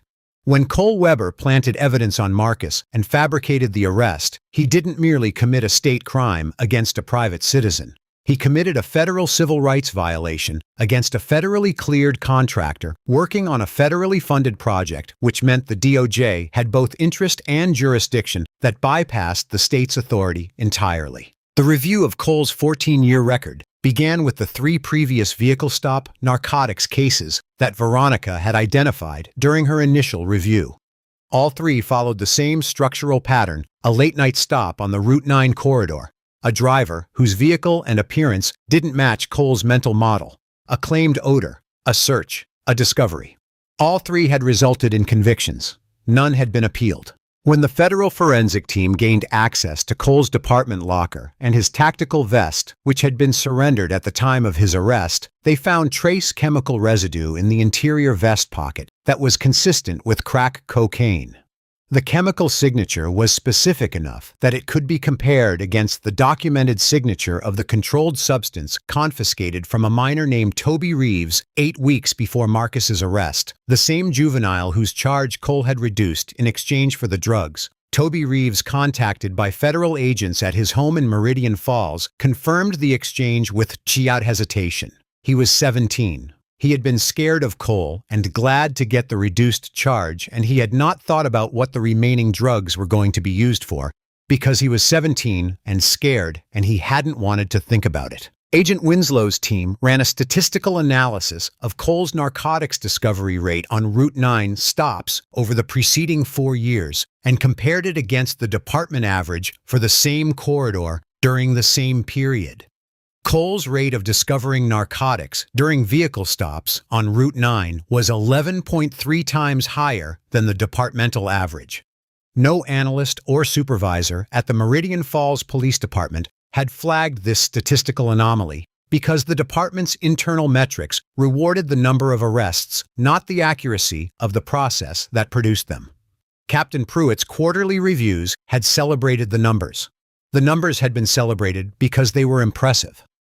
No one had asked why one officer was so consistently more successful than everyone else at finding drugs in cars. Brad Sutter accepted a proffer agreement from the federal prosecutor's office in the 4th week of the investigation. In exchange for a reduced charge of failure to report known misconduct, he provided the names of 2 other officers who had on separate occasions observed what they interpreted as Cole carrying contraband in his tactical vest and had not reported it. He also confirmed that Cole had on 3 occasions during their partnership conducted vehicle searches that Sutter believed were pretextual, but had not documented his suspicion because the alternative, making a formal complaint about your own partner, felt like a guarantee of professional destruction. Captain Gerald Pruitt was placed on administrative leave pending investigation in the 6th week. He was not charged. The evidence of his direct knowledge of Cole's methods was circumstantial, though the statistical anomaly he had never questioned, and the complaints he had consistently dismissed would haunt him in any administrative or civil proceeding for the foreseeable future. He filed for early retirement, citing health reasons in the 8th week. He was 54 years old. He spent the last morning of his employment clearing out his office and looking at the arrest metrics whiteboard in the 3rd floor briefing room, and then he drove home and he did not return. The DA's office began the mandatory review of Cole's confirmed narcotics cases under pressure from both the DOJ and the State Attorney General's office, which had taken a specific and public interest in the matter following the viral spread of the Black Hawk Pro footage. The review covered 23 felony convictions produced by Cole's vehicle stop narcotics cases over the preceding 4 years. The first case reviewed was Devin Marsh. Devin was 26 years old and in his 37th month of a 9-year sentence at Rutledge State Correctional. He had been convicted 3 years earlier of felony possession, with intent to distribute based on Cole's testimony that Devin had a quantity of crack cocaine under the passenger seat of his car during a Route 9 stop. Devin had no prior criminal history. He had been working as an HVAC technician for a contracting firm in Meridian Falls. He had a daughter who was 6 when he went in. Devin's mother, a woman named Clara Marsh, had been writing appeal letters since the 2nd month of his sentence. She had written to the DA's office, to the State Court of Appeals, to a legal nonprofit, to her state representative, and to a newspaper whose crime editor had never responded. She had written 17 letters in 36 months. None of them had reached anyone with the power to do anything, or, if they had no one who received them, had decided to act. The federal review identified Cole's case against Devin as one of the 3 clearest examples of fabricated evidence. The chemical signature match to Cole's vest residue was particularly strong, and Devin's own account of the stop, given to a federal investigator in a prison interview room, matched the pattern of Marcus's stop so precisely that the interviewing agent had to pause and confirm she was reading from the correct file. Devin Marsh's conviction was overturned 6 weeks after the review began. He walked out of Rutledge State Correctional on a Thursday morning in April. His mother was in the parking lot. She had been there since 6 a.m., which was 4 hours before the release was scheduled. She had brought a coat. Marcus watched the news coverage from his apartment. He was eating dinner alone, the specific particular dinner of a man learning to cook after years of working too late to bother an approximation of something his mother made. On the television, the camera was on Devon and his mother in the Rutledge parking lot. Devon was on his phone. His mother had her arm through his and was looking at him with the specific private intensity that Marcus recognized from a motel parking lot in October, from a woman in a good coat who had been there 4 hours before she needed to be. A reporter caught Devon near the gate and asked him what he wanted to do first. Devon said he wanted to call his daughter. She was 9 now. She had been 6 when he went in. Marcus turned off the television. He sat in his kitchen for a while, with the remains of dinner in front of him, and he thought about 3 years.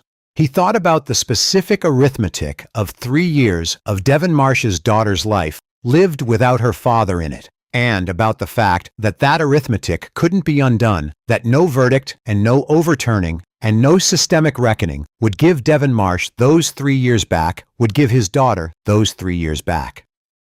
He sat with that for a long time. Then he picked up the phone and called the Southern Justice Initiative, a legal nonprofit that had announced it was taking the remaining 22 cases pro bono. He asked to speak to the director. He told her he wanted to help. Over the following year, 19 of the 23 convictions were overturned. 4 defendants had completed their sentences before the review reached their cases. They could not get the time back. They were entitled to civil remedies that would be pursued separately. The system that had taken their time could not return it. That was its permanent failing, and no one in the courtroom or the newspaper coverage or the DOJ press releases said otherwise, because saying otherwise would have been false. United States versus Cole Weber was heard in federal court in the Northern District of Georgia 8 months after the trial. The charges were deprivation of civil rights under color of law, 14 counts on for each case the Federal Review had confirmed as a fabricated arrest, aggravated perjury, evidence tampering, and obstruction of justice. Cole arrived in the federal courtroom looking like a man who had been taken apart and reassembled slightly wrong. He had lost 22 pounds during the months of pretrial detention. His face was drawn in a way that made his features look slightly too prominent, the underlying bone structure visible in a way it hadn't been when he was carrying the weight of authority and certainty. He was in civilian clothes, dark slacks, a white dress shirt, a gray blazer, and they fit him the way clothes fit a person whose body has changed since the clothes were purchased not badly, but without the specific alignment of cloth and frame that signals a person at their natural size. He had been in Meridian County Jail's pretrial detention unit for 4 months. The accommodations had been physically adequate and socially brutal in the specific way that pretrial detention is brutal for someone with 14 years of law enforcement experience and a national news profile. He had been held in a segregated unit. He had not had contact with other detainees in any sustained way. He had had access to a television, a phone, and his assigned public defender, a man named Gregory Aiken, who was thorough and competent and entirely without illusions about the probable outcome of a case where the prosecution's primary evidence was a 52-second clip of the defendant committing the crime. The federal courtroom was a different order of space from Meridian County Superior. Higher ceilings, more marble. The federal seal behind the bench carrying the weight of something older and less contingent than county justice. The Honorable Judge Douglas Hale presided, a man in his early 60s who had been on the federal bench for 19 years and who had a specific reputation for sentencing in civil rights cases. He took his time, he spoke at length, and the length of his remarks was inversely proportional to the leniency of his sentence. The federal prosecutor was a woman named Ellen Park, who had been with the Civil Rights Division for 12 years and who had spent 2 months building the case from the DOJ investigation's findings. She had 14 individual victims to present. She presented all of them, not abstractly, not as a statistical summary, but as names and faces and specifics. Devon Marsh, 3 years of a 9-year sentence, served before exoneration. 23 years old when he went in, a 6-year-old daughter, an HVAC career interrupted and not yet restored.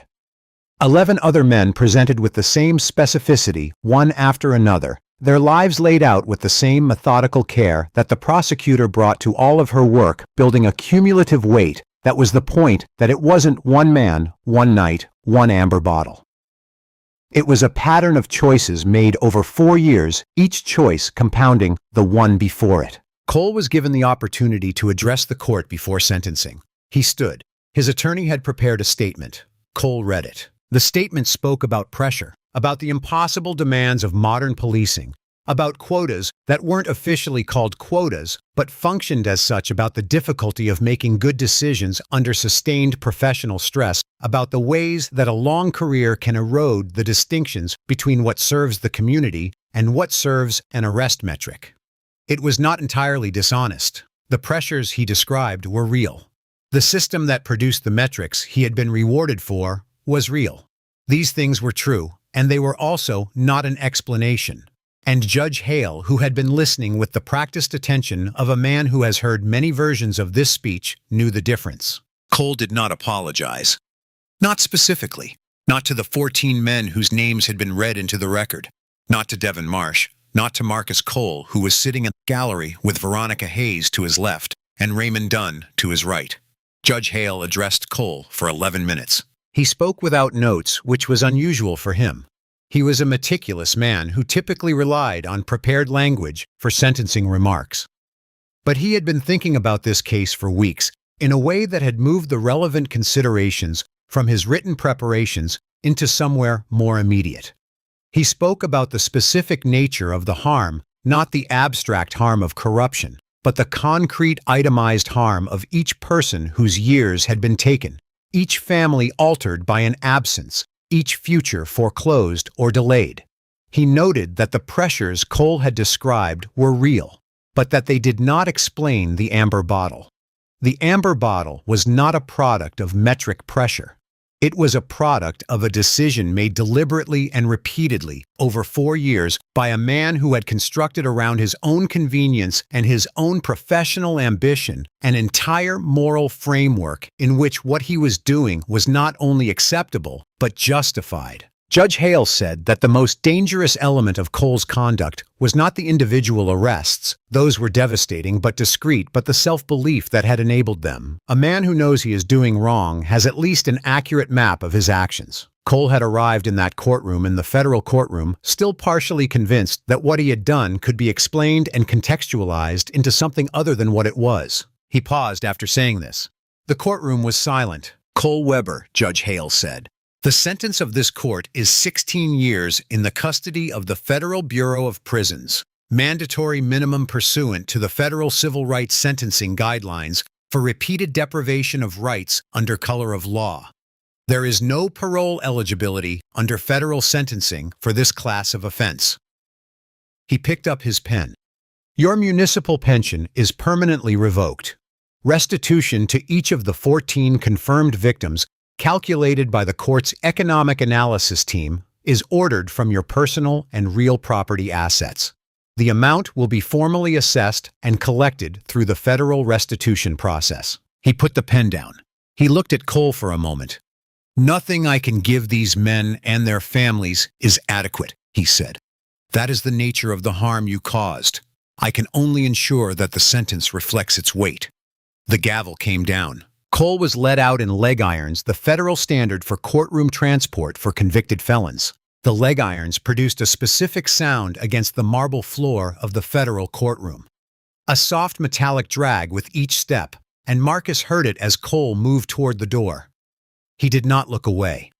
He watched Cole walk the length of the courtroom, past the gallery, past the rows of press and observers, watched him reach the door that led to the holding area. At the door, Cole turned his head. He was not looking for anyone in particular, or maybe he was. It was hard to know what a man is looking for in the last moment before a door closes behind him. His eyes moved through the gallery and found Marcus's face. Marcus was looking directly at him.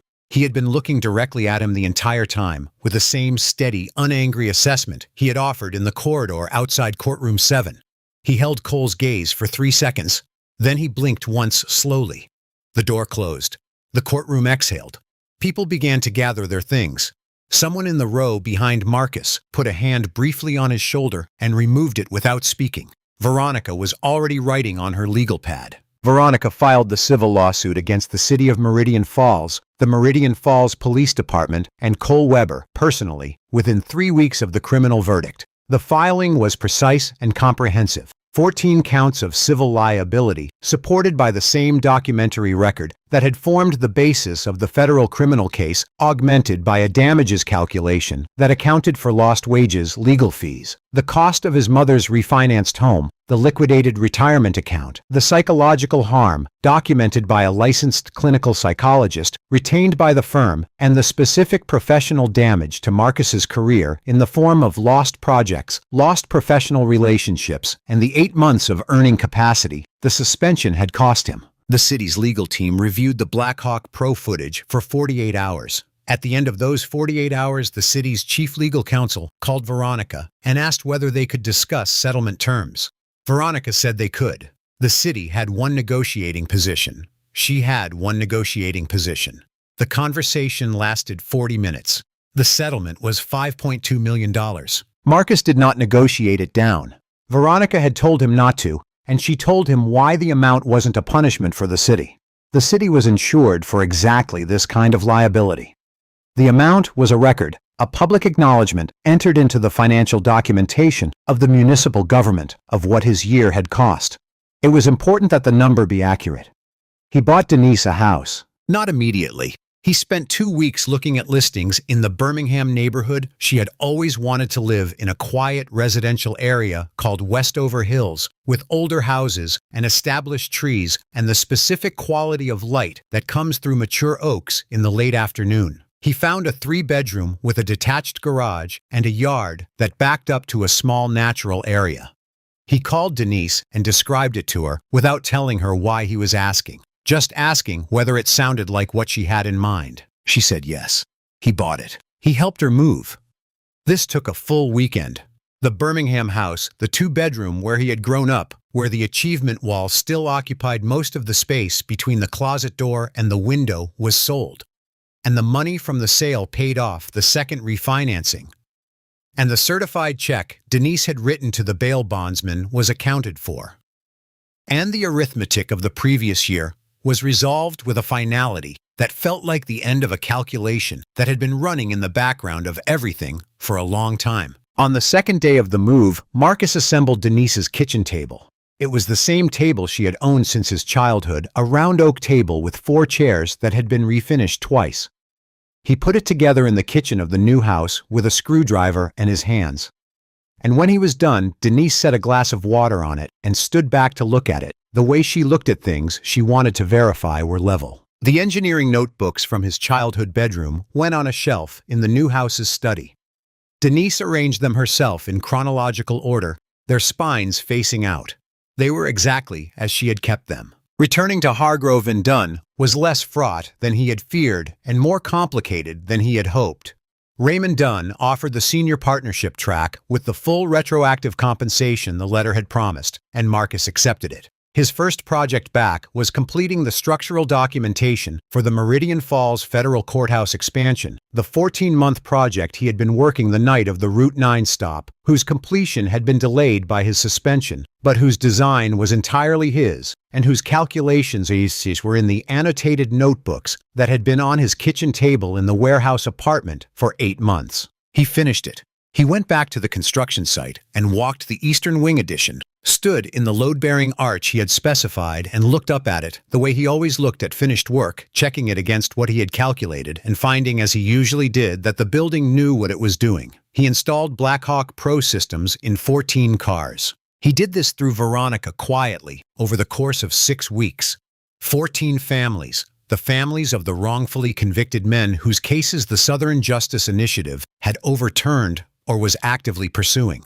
He purchased the units hardwired each installation himself on Saturday mornings, in whatever driveway or parking lot was convenient, and showed each person how to access the cloud server, how to verify that the system was recording, how to pull footage if they ever needed it.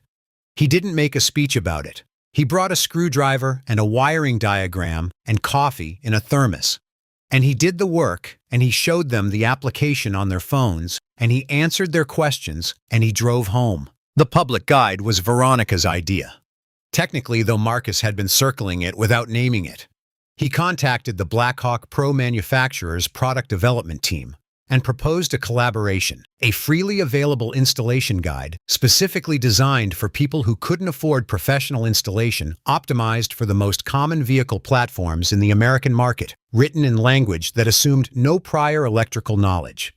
He wrote the technical content himself over the course of 3 months in the early mornings before his workday started. The manufacturer agreed to host and distribute it under their brand, with Marcus credited as a contributing technical expert. It was released on a Thursday. By the following Thursday, it had been downloaded 380,000 times. It was translated into Spanish within a month. Other language translations followed. Marcus did not read the comments. He didn't need to.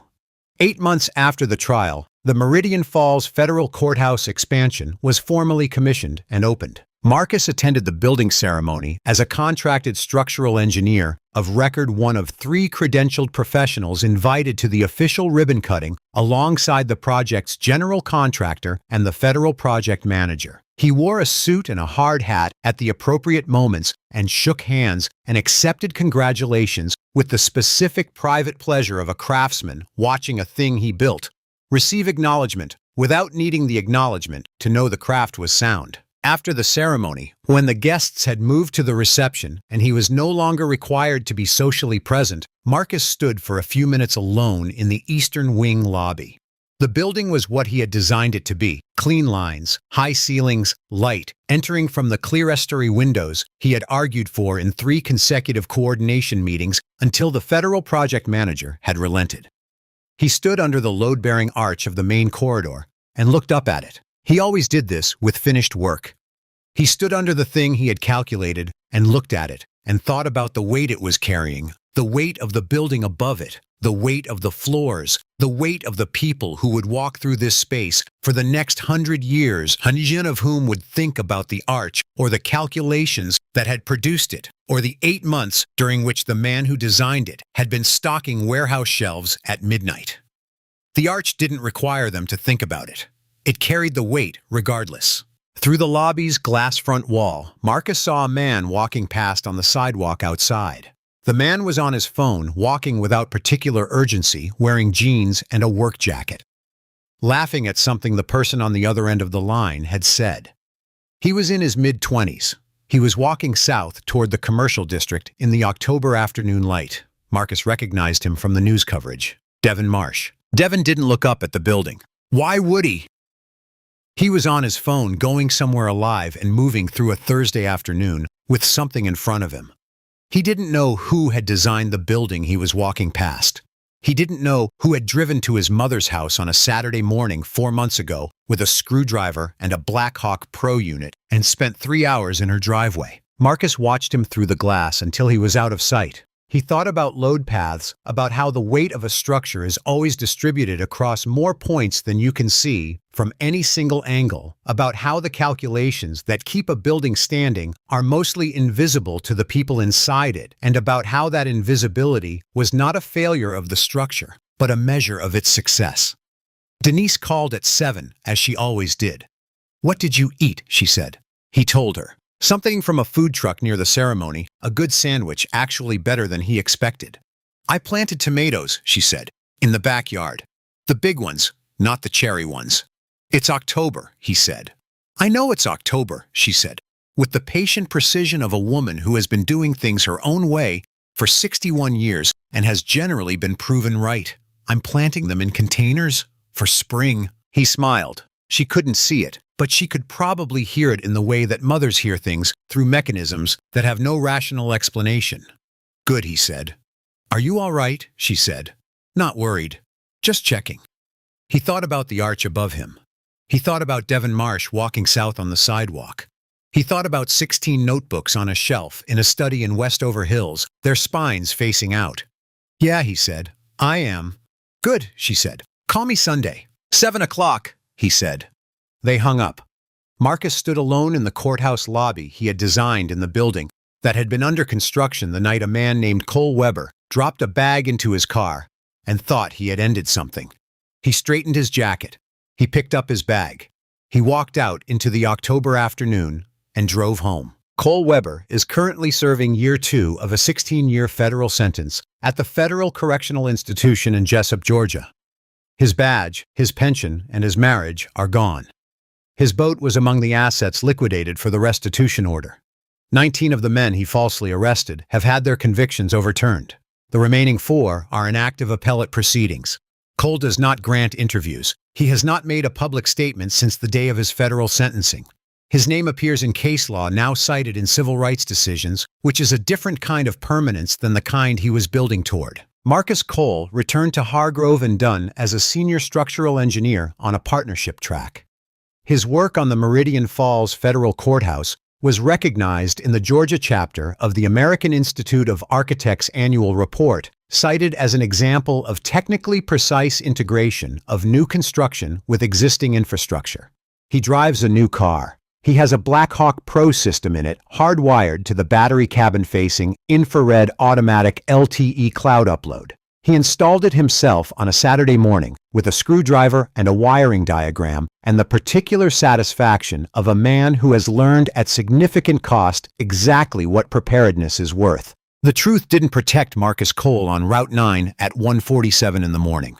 The truth was not present there in any form that could stop what was happening.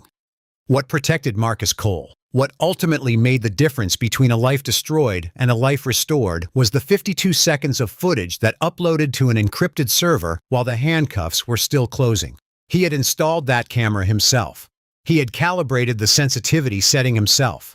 He had paid for the LTE module and the cloud subscription and the extra hour on a Saturday, and the deliberate technical care of a man who understood that documentation was the only form of protection entirely within his own control. The system did not protect him. He protected himself. That is the difference between this story and the ones that end differently.